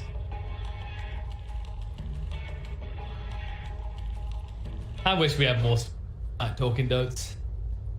It's way too polite. Yeah, I do. Yeah, we're very shy people. Very humble. Whereas, have you ever?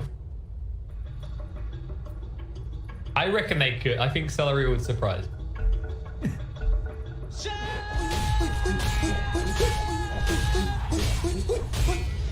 Here's the thing, like, here's the thing. People use like the word vegans, like it's immediately like the person dies. Maybe he just enjoys murdering farms. He said he doesn't like them.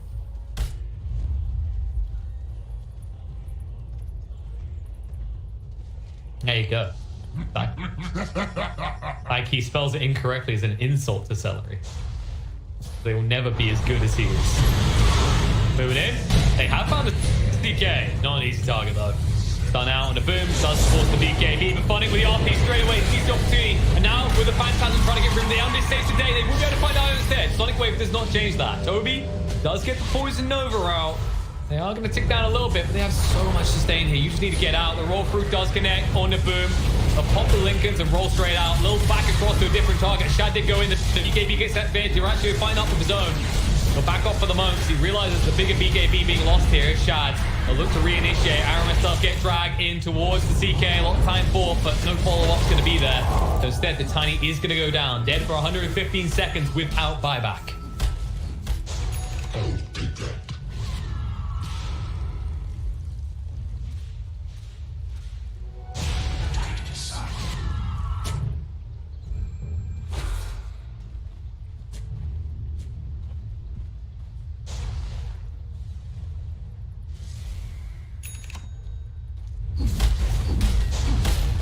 Yeah, it's that kind of time-old feeling of if I build a BKB in a Lincoln, I know I'm having a rough one. And I don't think we've ever really come up with a true one quick. If I have to build a BKB, a Lincolns, and an Aeon disc, I think we're beyond that.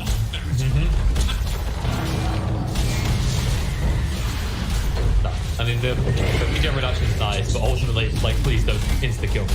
Instead, they'll just insta-kill your buildings because they don't get the benefit of any sort of extra armor. And Duraccio says, it's time to close this one out, boys. We've had our fun with Viking, but time to send them back to the drawing board. Boom just trying to buy some time. BKB rolling, right on top of Toby. They jump on top of the 5-second start. The Ghost Step is going to run out before that. Ice Blast is through. Shad with the BKB, chasing with the Dark Ascension. The Chaos Knight only down to half HP. It's not good enough. Toby's dead. They'll turn around, look to try and poke away at these towers. They're waiting to heal up a little bit with the Satanic and go again. But the feed does come out from Boom, trying to buy enough time. Duraccio is getting low. They'll jump in straight away with the Eviction. Forced up to get him out and away, though. They're trying to take through Sonic Wave to get him low. BKB from Funny tries to steer away, but can't. He's brought down. And they'll find the CK as well. They're able to run them through. Find the buyback on the Magnet straight away. And Lil will be the bonus meal on the side. As he tries to move out, they will chase. And they will find. And they will kill.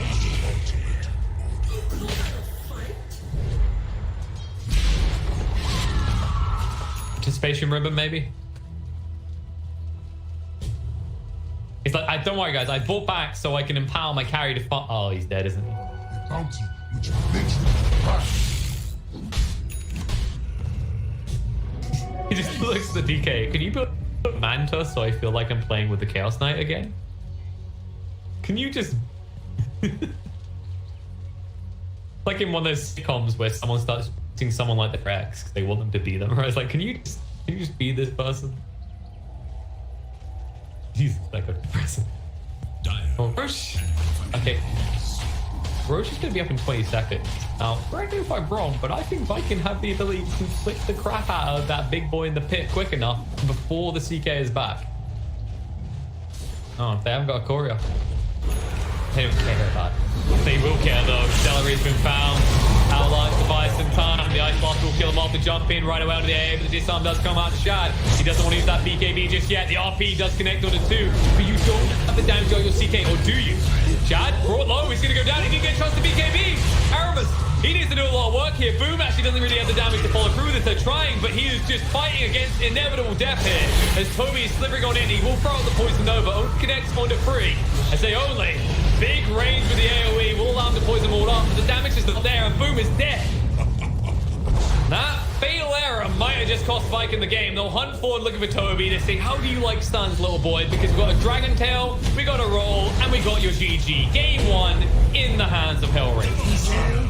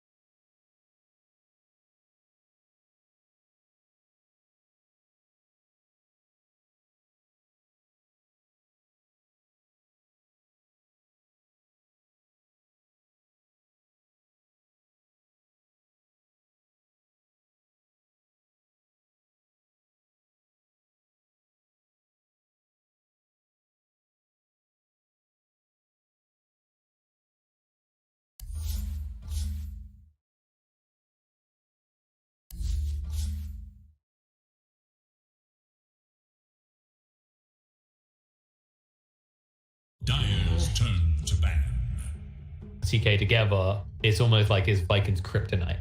So I like that they've prioritized that.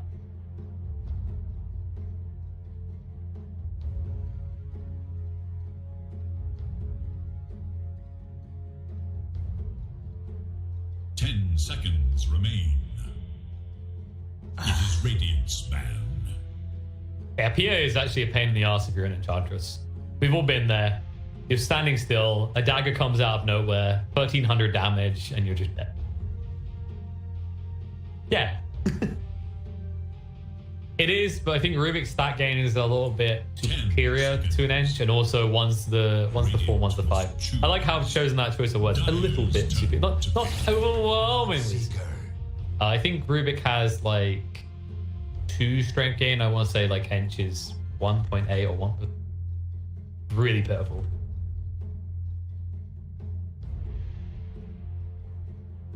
Smart, not strong. Yeah, 3.8 in game, but 1.7 strength gain. It's really low.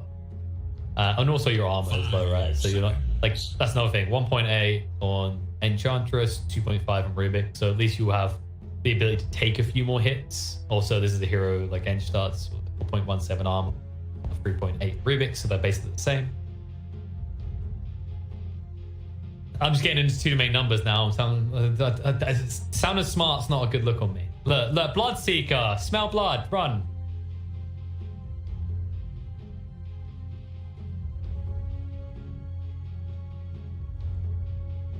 I think every team has to after what Zai demonstrated when Team Secret started running it.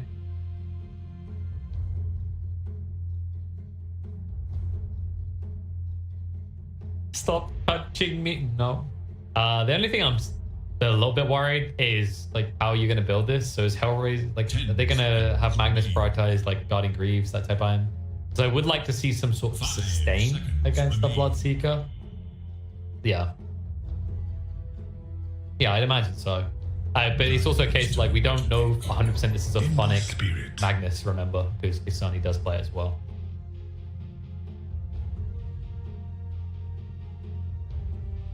Yes. I mean, ultimately, like when you're playing support Wind Ranger, which is what I'm expecting this to be, you don't really play in the same way, right? So like with a core Wind Ranger, you get seen, you get ruptured, and like you should be seen because you're usually pushing waves well. A support Wind Ranger rushes a Blink Dagger and just kind of ambushes you all the time. That you might like still be able to play your game to an extent. Also, I think Bloodseeker has too many targets now. Like you want the mag removed from the fight because RP's a threat, but now also the troll because you know you can basically make him kill himself with Battle Trance. 10 seconds. 5 seconds. Interesting that got through actually over the lifestealer ban. It is Radiant's ban. Yeah, I think Troll's still such a potent pick. Like there aren't many lanes that necessarily beat Troll, and it all comes down to I think a lot of popular offlaners are melee heroes for a start, and you have that miss chance on Troll, so trading is easy. And also he has a disrupt. Oh.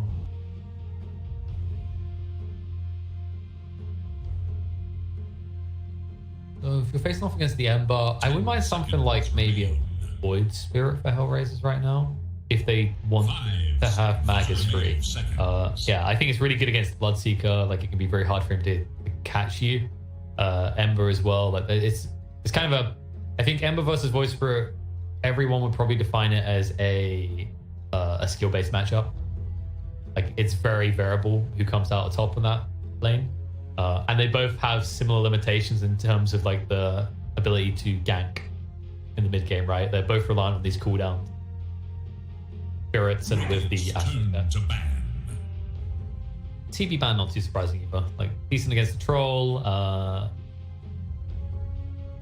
Or yeah, I mean TB is just the go-to, right? Like I'm not gonna say there's no such thing as a bad TB game, but I'd say in the last like 2 or 3 months it's been proven it's very difficult to find one. Like this hero is ridiculous. Can you name me another hero that can go to jungle level 2 and not be considered trolling?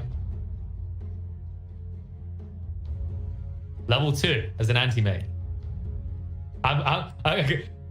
I swear to God, yes, but how close is almost, Dan? Because at the end of the stream, I will pull us into a match with me as a coach, and I will watch you level 2 anti-mage jungle, and I will watch the reports. Yeah. Yep, Storm, like, it's fairly decent against the Ember. Also, like, it's just a very easy way of sniping out the Enchantress and the Rubik, and Bloodseeker is very limited in how you can deal with it. 10 seconds. Real question is, like, where Hellraisers do. I'm really curious because you could run the mag mid here and you could just accelerate past the Ember. I just feel like they maybe want more active for mid. Okay, so they are going to do this. They're going to put mag in the mid and then a bad in the off lane. Actually, to be fair, that's not even certain. This could be a Wind Ranger mid. I don't know if you want to do that against an Ember though, because he'll just poke you down with the Sleight of Fist build. 10 seconds remaining. I was thinking like maybe as a 4, but yeah, I think you're right. Like ultimately, it should be Wind Ranger 4. Abandon's really wonky. Like he can work as a 5. He's really annoying, but it just doesn't have the upside it used to when you could deny yourself. Right? It's kind of weird that I feel like there's just a very subtle, underhanded message being sent to players that every hero in the game is not allowed to kill themselves except Deck.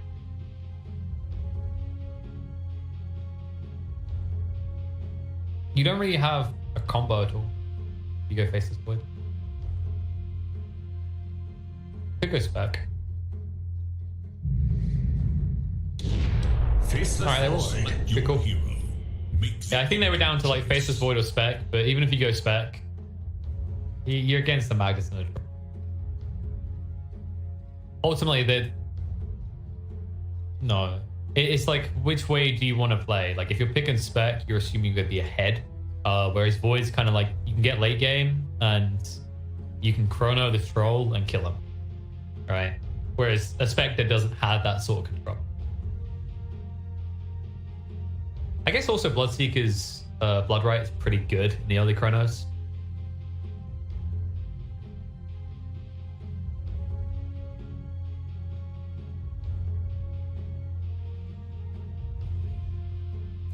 Seconds. Yeah, I think that's kind of like go-tos, like early chronos, Bloodseeker, Faceless Void, and then like Ember's probably gonna do a Sleight of Fist max build and they poke. Don't know if he's gonna prioritize many points into the chains early just because you're against an Abaddon as the game transitions out the laning phase. I am curious to see what Lil's gonna be able to do on this Wind Ranger, especially against that top combo, because you are a squishy hero and Enchantress isn't impervious to like rebuttal, but when your laning partner is in Abaddon, you don't necessarily have the lockdown. You have to land a shackle shot.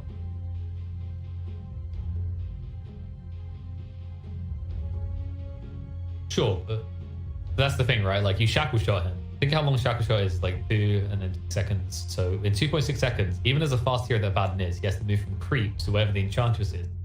Start clicking. Even then. I think between those two, like it can get very volatile though. Like Lil does have the advantage of Wind Run, but Celery has the advantage of, look, I have another creep, lol, hell bear clap, you dead.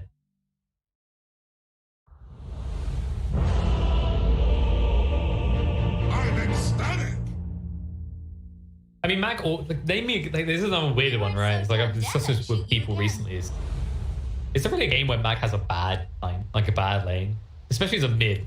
Like he'll just farm. You've seen it, but like that's the thing. Like when you say you've seen it, what you've seen is he's left the lane and farm jungle, right? And then exactly, and then like if that does happen in this game, for example, they have a Wind Ranger that can sit mid, then gets a quick 6. Maybe gets enough gold to pick up a quick javelin, and all of a sudden you have another pick-off type hero. Heroes are the ones who wait all the way.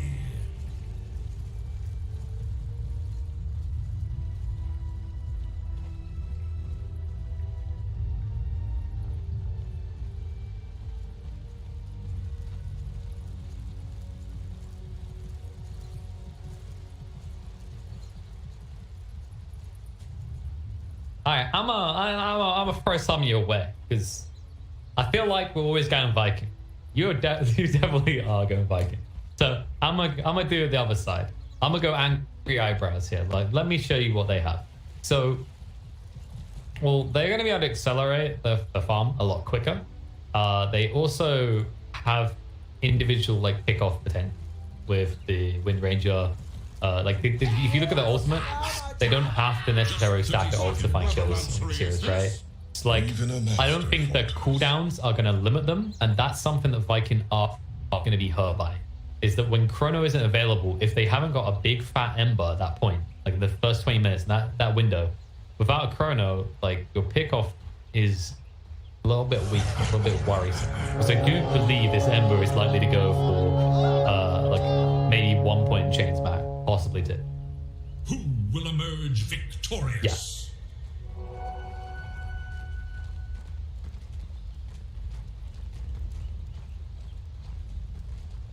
And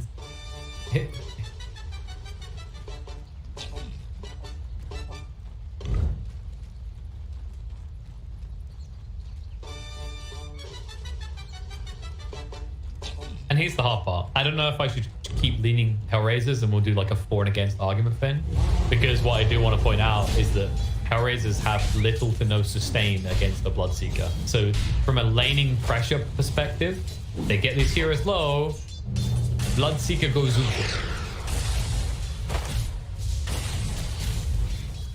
Also, this top lane's damage output should be very limited because you're going to be zoned away by the Blood Rites and the Feybox. So like, I don't really see a world in which the heroes on bike can die in this top lane.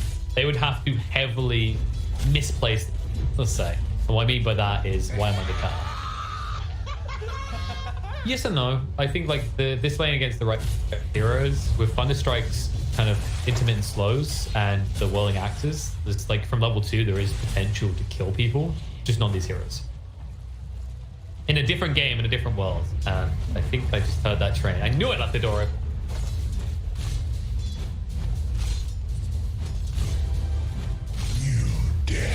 Now I sound like a crazy person. The train! What can I say? There's too much pitch and analysis will do that to everyone. They don't pay me for my brain. If they did, they wouldn't pay much. Oh, this ghost is so frustrating as well. Yeah, it doesn't last long. That's the crux, right, with Enchantress. Like, once you get level 2 enchant, spicy. But before that, it's just like, it's just a quickie and I'm off, right? So when you're in Enchantress this situation, you sit there and go, oh man, I kind of feel bad now. The ghost would have been really good at level 3. So now you're going to pray that another ghost comes up. I had this as a Doom last night where I was running around for like 5 minutes trying to find a Centaur creep. Like, these type of heroes can really get frustrating to play if you get unlucky on the creeps. Ah, the classic. Yep. I think like a Doom is a perfect example, right? Like, if you're gonna play possible Doom, like try picking that up when you've got any sort of hero that's issue is mobility. And suddenly you can very easily win the lane because you're just zooming. I think what the other?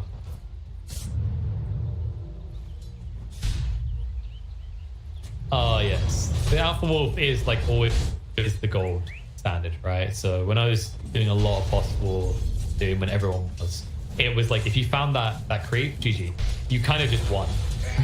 It's a new version of, you remember the old like GG definition for Doom? Is if I found a Satyr creep. If I find the one that Celery has right now, GG, I win game. Then it changed. Yes, it's still pretty good, but like the crit wolf just surpassed because you started boots on a Doom and then you just ran him down. I agree definitely for like an edge though. Any creep that has castables is better. Funix might be dead if, yeah, he has to ferry far. If he didn't ferry far there, he would have got to Duke and board and killed. That seemed to identify the need to do. Oh god. I mean, you would have preferred the purge now that you see that there's a point in wind run from Lil, because then it's just like he tries to run away. Uh oh, dead. You take it. How's the mid lane looking? So far they're pretty even. A few more denies to Kasani. You kind of expect that though. Like you just got the superior firepower of the Empower. The radiant glyph is now. And then you should farm better. And boom, like he has done what I was expecting. He's maxed out the flame guard. He does have a cheeky point here in games. But it's all about, I need to be able to relatively keep up with the mag. If you go for like a sleight of fist max build, the only time you do that, yeah, because he's got bottle. He just wants to force the charge. And he's about to get 6 as well, so he'll be able to go back on a remnant. But like the only time you max out sleight of fist is if you see a hero that can't fall back to jump. All right. So I'm gonna call him out because the only person I can think of recently done AA mid is like Dendi. If Dendi picked an AA and you're an Ember, you max out sleight of fist because you can't do anything else with right? RP looks like he was beat to 6. Skewer back under the tower. He said, "You were so happy here before boom. It won't be the first blood, but it will be a kill." The first blood actually went to Duraccio in the top lane as there was a trade. And Toby, no mana. Can't throw out the axes.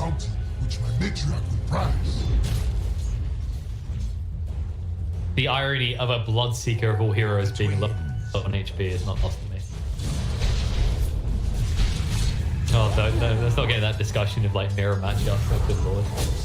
I think League even removed it because it was so dumb. I think there's maybe a very short phase where their ranked system had it. Or maybe I'm wrong with that. Oh yeah, that's very different. Oh god, don't get me started on the Overwatch rules. I feel like I have to like... Honestly, I'd have to chug 50 of these cans and then headbutt the table before I can make sense of what they do. But let's not screw over my opportunities of one day maybe get hired by Blizzard, even though it's not going to happen. Let's just say they made peculiar choices. They're busy watching the Heroes of the Storm tournament. They make up... Staff members make up half of the 20 people watching that tournament. Oh boy, oh boy. I'm just kidding. They don't even believe in their scene. That's why they killed it. Oof.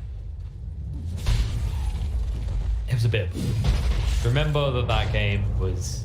So here's the... Okay, TED Talk.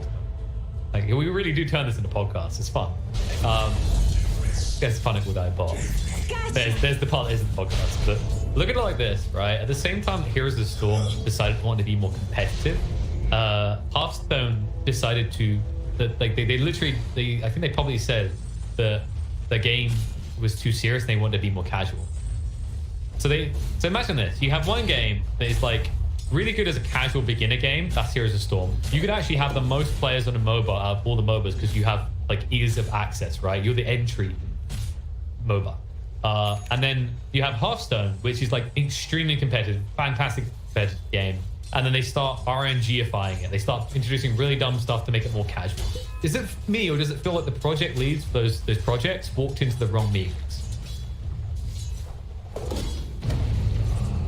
Well, I think the Hearthstone guy walked in the Heroes of the Storm one. The Heroes of the Storm one walked into Hearth, and it was like one went, game needs to be more competitive, and the other one went, game needs to be more casual. And everyone in the room just went, I don't know why he's doing this, but he is our boss.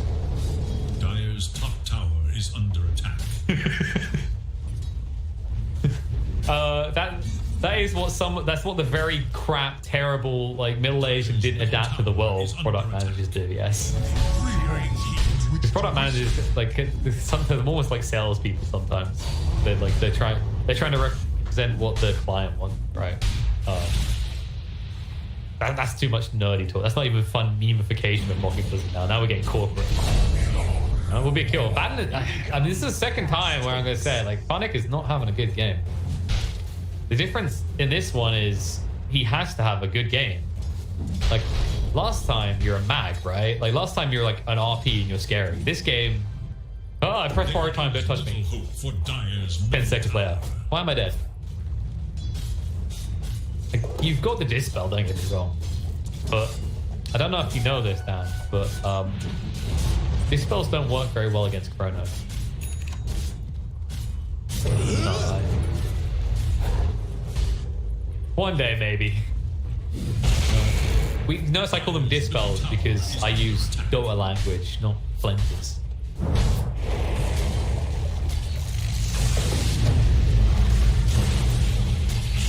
Toby's getting angry. Yeah. See, look, Toby has a cleanse. He tried to cleanse Disruptor of all his HP and failed. See how that can be misused? Where are you going? The opportunity is there, as Keisani will find his opportunity to go for an RP. But it's a waste. Boom is able to move away. Keisani barely lives to fight another day. Not be fighting on this evening. Dire's bottom tower is under attack.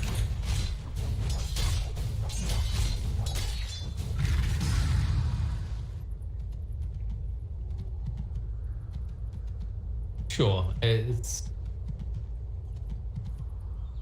Yeah, I think it's what it comes down to is like discussing Mag before, discussing all day with like certain heroes that simplify or complicate and make easy or whatever.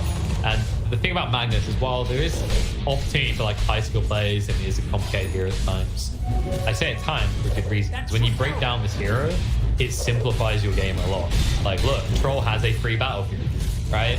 That's why it's been a pretty dominant Victor pick in like tier 2 and tier 3 games. So like Lil gets blocked.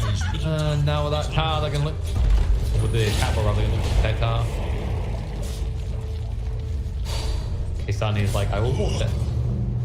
No, he will live. Or will he? Oh, the rock spam with a little bit over the top. And built more than she could chew. And when Funnick arrive and they need to so they didn't even finish the tower. The catapult should do the rest of the work. No, tonight. Half the goal. Oh. You're actually a mag. You're actually a click. You're actually a root. Oh, good lord. No, meanwhile, Shad is like, could have chronoed, but would have done nothing because we don't have a combo. This is that window we were talking about. Like, you mentioned, like, you can see Viking pulling ahead. This is the do or die moment. Hellraisers can start, like, pressuring. I think if they do, this map could get very tiny for Viking very quick.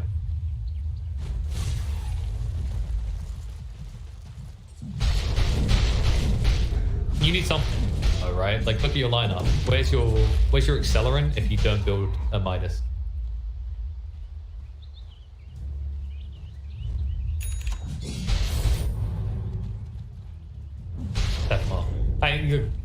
I don't think you often pick Faces Void to be a fighting core, right? Like we talk about these combos, but they're usually weak combos these days that are like padded for when you come online. So like think Jakira, right? You have a macro path to cover the throne. It's good. That is all you said. It's good. Vaden is looking like a sad boy.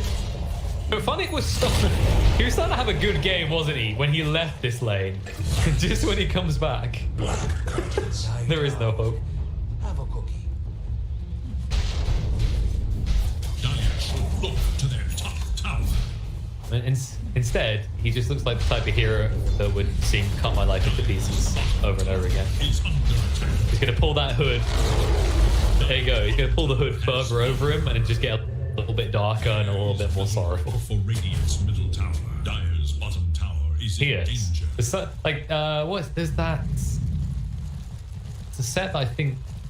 It's not that sword that's from. It's like a very thin sword. It's kind of a Japanese style one. But it makes him look really kind of emo-y as well. He's got a weird haircut. Can't remember the name of it now. But like, yeah, even his cosmetics, is my point, is supporting this idea. Not that we're categorizing people into like appearance and what they are. Because if we were doing that, then like we look at Durachia and go, look, good job. Got him. I'm sorry, God. There is one or two trolls. Dire's top tower is under I think trolls get a bad rap, really. Yeah, they're not bad people. Dire should look to their top tower. I mean, like, how do you define people? What is people? Radiant's bottom tower is under attack. The Radiants eager to Whoa. is now active. When was the last time you went under a bridge? Excuse me? Like, that's kobolds. You don't even know what species you're talking about or stereotyping against right now. Yeah, but they live under bridges usually, or in swamps. Radiant should look to their middle tower.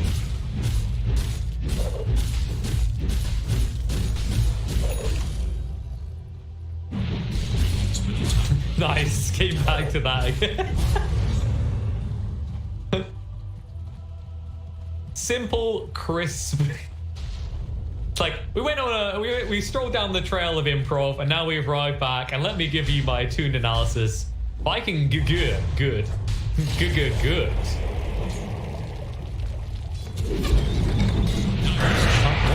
What celery eats?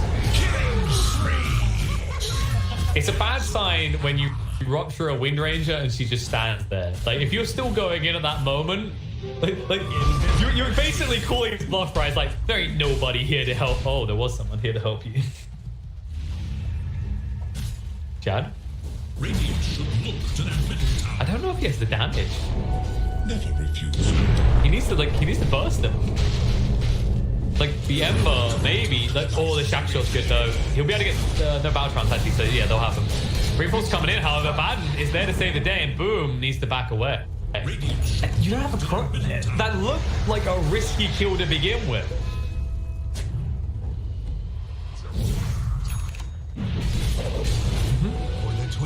And it has a raindrop as well.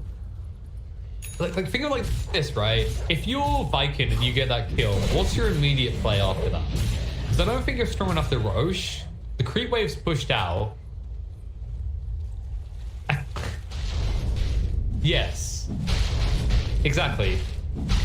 But notice how hard of a kill it is, and you had to use your big ultimate to eavesdrop.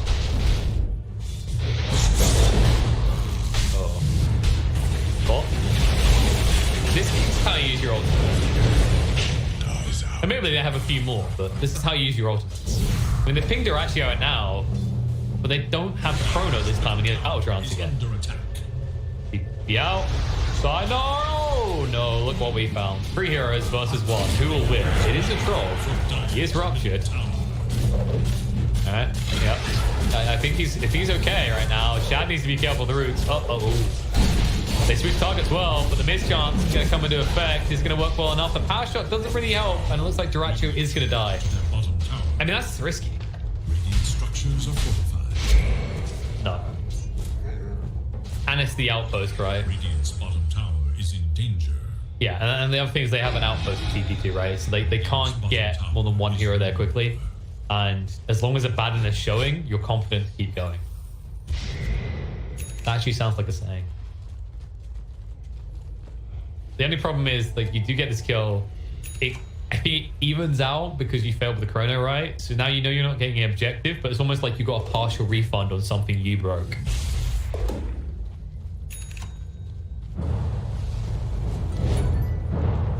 The question is whether Hellraisers is going to have a new item to play with at that point.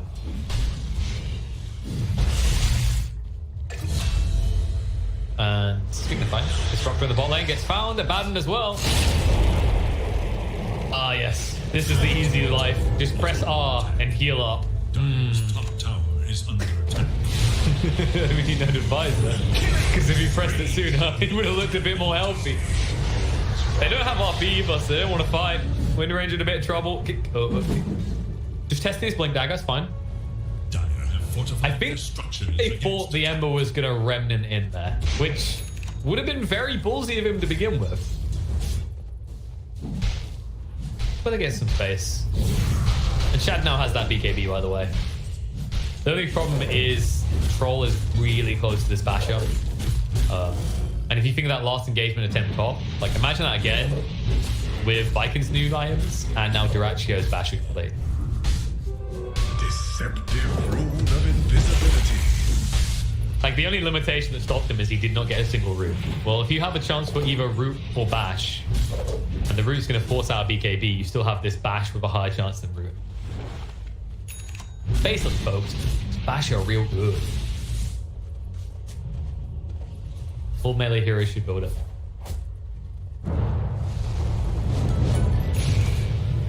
They need to get the Disruptor. Are they going to try this again? Because I'm pretty sure they tried this with Lil before. Oh, they actually baited him well. That's much better. However, Reinforce coming in. RP now, this turnaround opportunity. Dyrachyo goes in, Static Storm is down, and they catch the 2. Basis Void already gone, and Ember not long for this world either. Fire Fist to buy a bit of time, but the outcome does not change.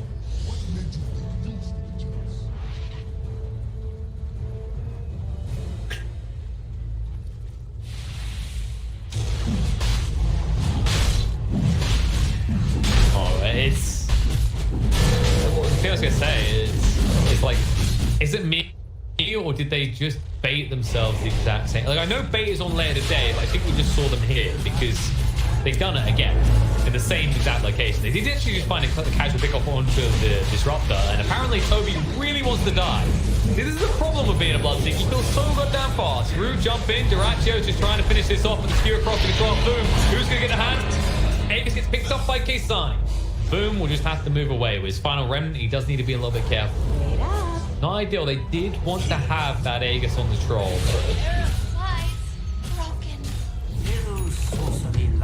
Time is money. Yes, and also, yeah, close. We're doing good with the web plays. That one was not a little bait from Phil, but it was because he pinged the wards. So really, how much was he worth? 257 gold. They had to buy back. He's now going to go back and de-ward. Get XP for that as well. He's not worth much XP because he's 4 levels behind Boom. Yeah, you can take that. Still with the Aegis now and your Magnus as well. He can frontline.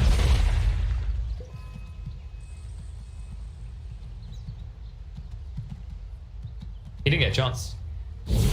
He was he's RP'd, and then the Ember lasted a second longer because they basically prioritized the Void. Like if they'd done the other way around, then Faces Void can BKB. This man cannot BKB though. He'll try and buy some time, but it won't be enough. That's the dieback as well. I mean, Boom is like, look at his item choice. He actually needs a BKB, but even then, he could easily get caught out by an RP or a bash. Like, this Ember game has completely fallen apart. This is the volatility. Like, you fail twice, and then a Magnus lineup not only kills you, but keeps on farming. They're wasting a lot of time chasing Accelerator. If he finds this Corey, I swear to God. Okay, he's gonna eventually go down. But nope. So I can't help but feel that time would have been better spent approaching a tower right now. Like the tier 1 maybe. Middle tower is under attack. Radiant's middle tower is no more. Yeah, it's just a case like how you're efficient using your time, right? Like, just because you can go later doesn't mean you want to. We always see players harp on about how dangerous and unexpected late game Dota is. You don't want to go there against the Faceless Void anyway.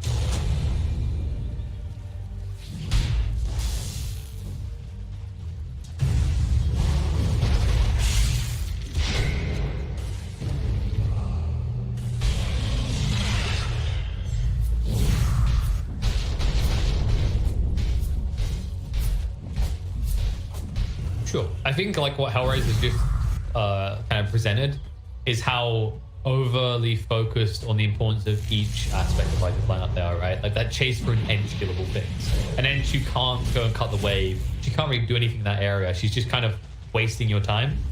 They still get crossed for an objective though because they just shove in lanes so quickly. But it's all about like sometimes when you break down some of the best Dota, those few extra seconds are actually quite definitive. I think it's something like we as a community started to notice more when certain casters mentioned it and when certain players mention things like, you remember BTS when they had one of the Beyond Summits and Quinn broke down how he lost mid lane because of a glitch. And it's like, what? But that's so simple. But like, it is simple, but it's a ripple effect, right? Every small thing affects what comes next, and it builds up. On the hunt for Radiant Dynasty tower is under attack. Oh. Longbrother off the mark this time. The Static Storm did not find the target. The RP looks good on the 2. Trying to bring them down quick enough. Time walk away by Shad. Has got the BKB and the Chrono to work with. And Kisani's BKB running out soon. Will skew across the chase on his Toby. Uracho activates the Battle Trance. Chase him forward. Put the Dust Reveal on the Celery. There's no way out for him. And Shad needs to be careful. He gets bashed straight away. Now we have to throw out the Chrono. I don't know if he has the damage though. They need to retreat from this. There's still a wand as well. Aquatic Shield also. Duraccio chasing, looking for a target. RP was stolen by Aramis, but it's just to slow down Magnus and allow the rest to retreat. But look at Abaddon on the side. He does find one. Blink forward. Keisani has the control to get the kill. not move forward. Phonic does go down, but the trade of the off lane is followed up by Shad finally falling, and Boom, without mana, has to retreat. On the side, however, they will find the final cherry on top of the cake as they do eliminate the Rubik. Dyrachyo gets just a little bit rich.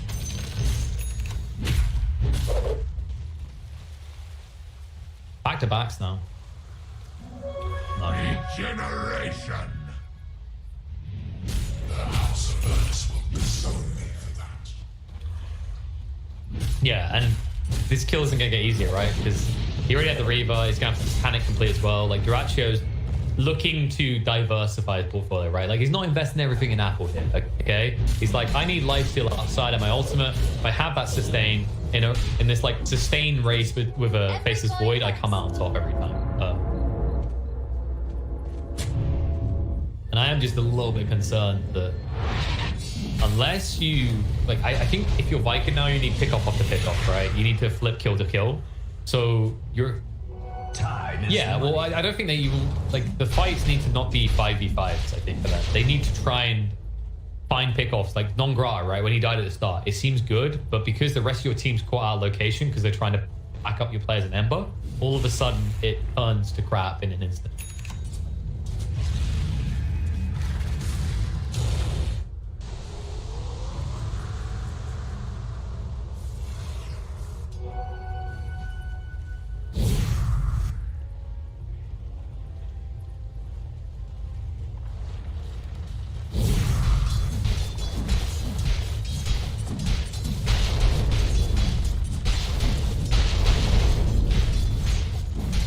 Yeah, like they're not wrong about the Disruptor and his importance, but his importance is to the Ember, right? He's ruining Boom's game.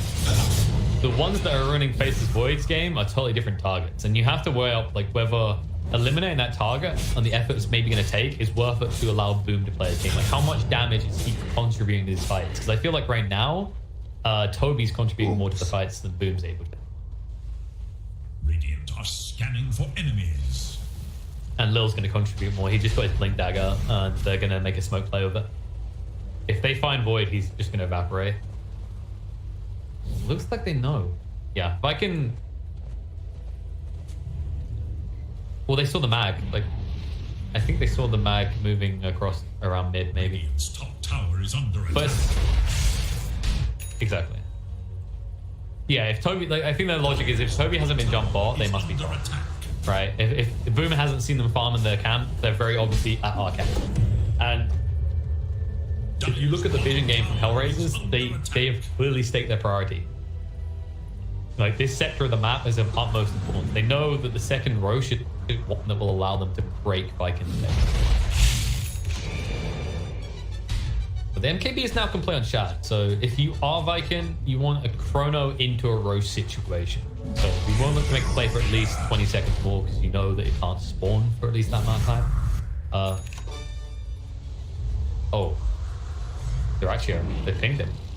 I don't think you can enter on the troll though. The Rupture to try and remove him from the fight a little bit. Lil brought down to half HP, still got down squishy right now. Shackle Shot is out in the celery, but they find the kill in the win range, and all of a sudden Hellraisers need to retreat. Non-Grotto looks to TP away, will be successful. That means he's leaving someone behind. Dyrachyo is going to need help. Kisani still has the RP though. There's the battle chance, jump in. No, the chrono catches on the Kisani mid-animation on the RP, and they will be able to bring another troll, but they need to kite him out for the moment. Toby trying to move away, first hit back, Glimmer Cape, taking a retreat, and Dyrachyo, he has the right idea. He sees creeps, he hits creeps. This is one of those situations where a lot of bots want to do that. Moving in, Shad trying to do the damage to bring him down, will be able to do so, and all of a sudden, it was a clutch moment. Kisani not able to get that RP off, and that should mean decisive victory in this fight for Viking. If you hang around as the side of Hellraisers, it's going to backfire quickly without your troll. Static Storm down, catches on to 2, it's just a retreating Static Storm though, they can't afford this. Kisani's being stopped from RPing the entire time. Boom, looking to move away, able to do so. Bandit's going to be brought down, now the focus fire, the Shackle Shot doesn't land on the Boom, Glimmer can't get him away, but there's a dump. RP, no! Boom! He dodges it perfectly, and all of a sudden, Kisani's the one that needs to run away. Toby says, hello, I might not hit hard, but I move fast, I give vision, and I will allow Shad to kill you off. Phonic, his buyback will be for nothing. In fact, he will just get another death added on to that 6th death score, as he will be the final casualty as Hellraisers get team wiped, and this game completely flips on its back.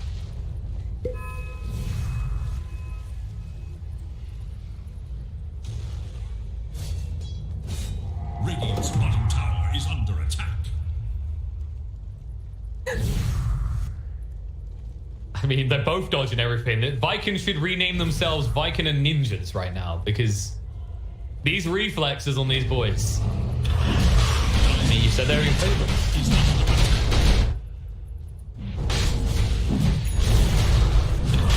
Also Celery, right? Celery doesn't care if Lil's removed because the troll doesn't want to take the time, neither does the Magnus. So the only one who's really eliminating this Ench is Lil. And he built this Blink Dagger to be burst in and burst in control.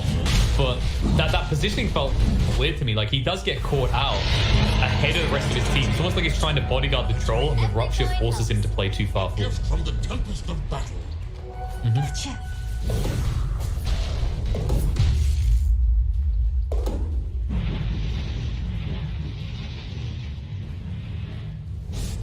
Now things in this game begin to look a little asynchronous as Viking are beginning to look in control.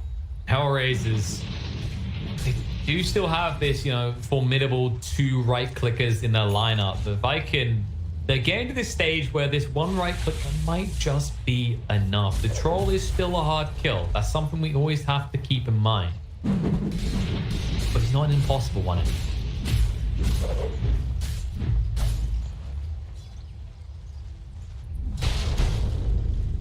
I think they wait until like half HP. I've heard Chrono. The good ability. Middle tower is under attack.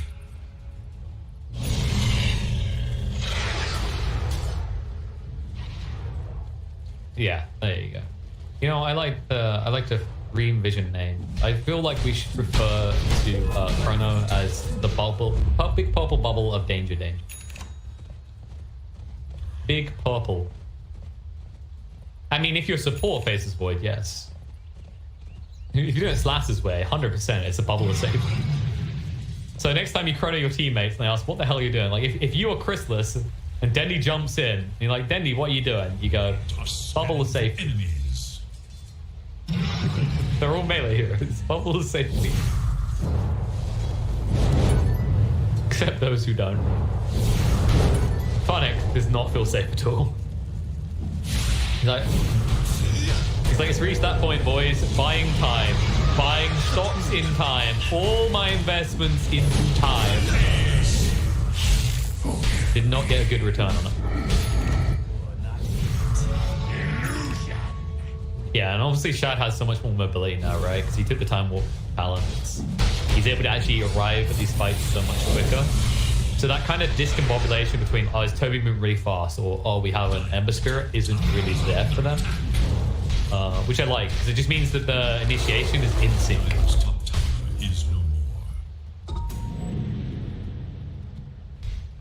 Good in sync, not just.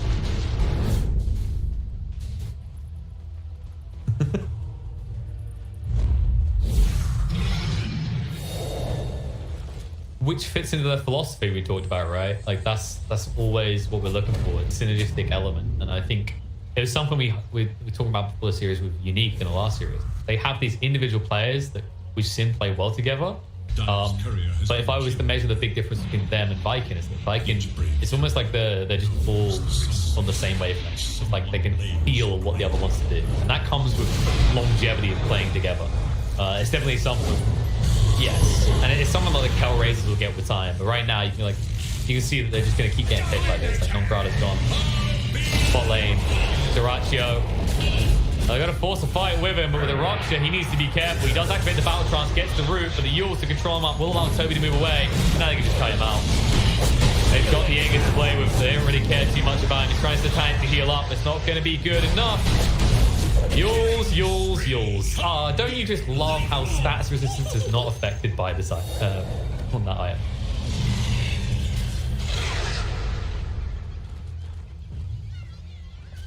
It's a rough one, right? Because in this game, like, I think for so long Trolls played on this premise that I'm not killable, and we already said that doesn't remain true anymore. Like, believe it or not, the Bloodseeker is the one that will ensure his kill every time because Rupt is able to drag his health below the threshold.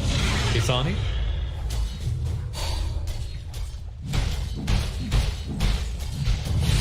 Exactly. Kisani's gone as well. Like, they're just.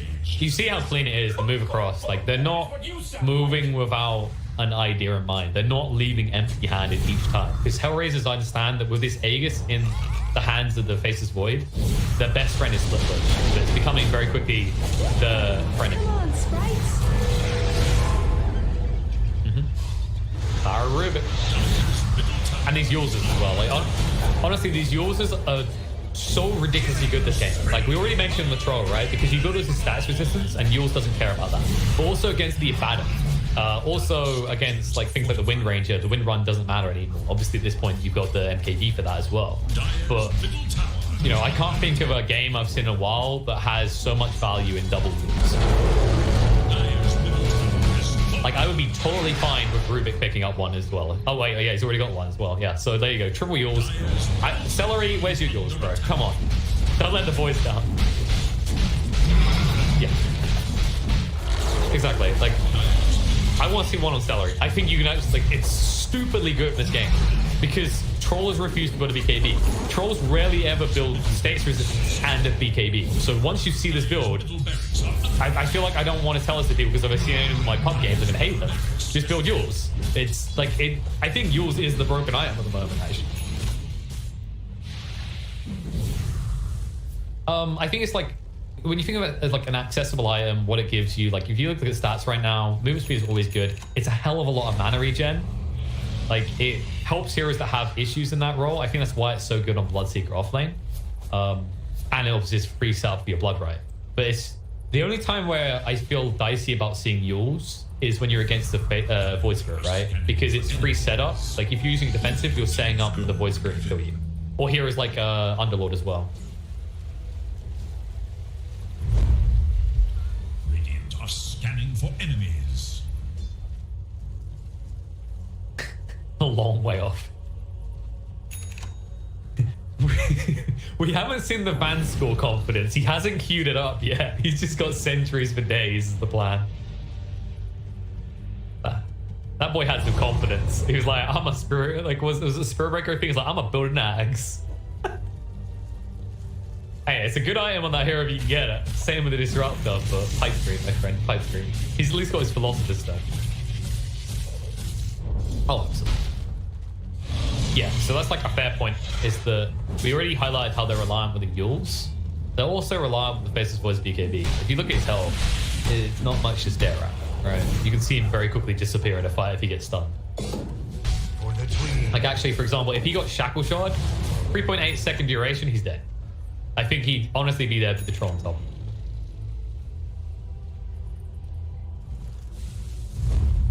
Oh, but then look at trolls down.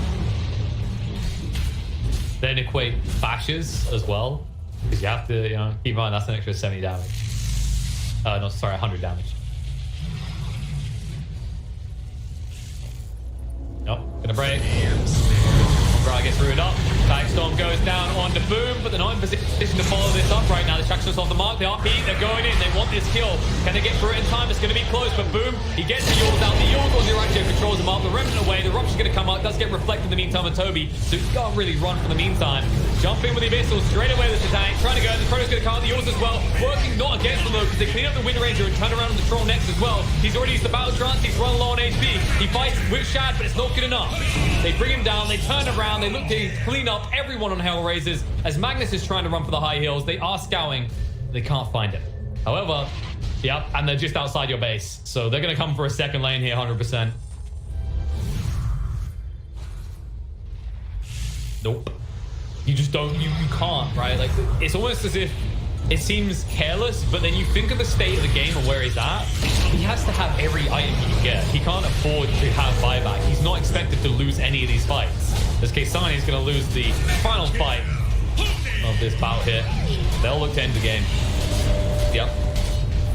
1-1 apiece between Viking and Hellraiser. So Viking, they're keeping it cool, the 3-1 score at the end of their first day participation. Hellraisers, Sani's alive, but I mean, I don't know about you. I felt like as this game went on, usually you're used to saying like mag plus whatever, there's 2 right-click carries, right? They're both going to do a lot of work. Didn't feel like in this game. It almost felt like Magnus barely could stand and fight. He just had to RP and then follow up.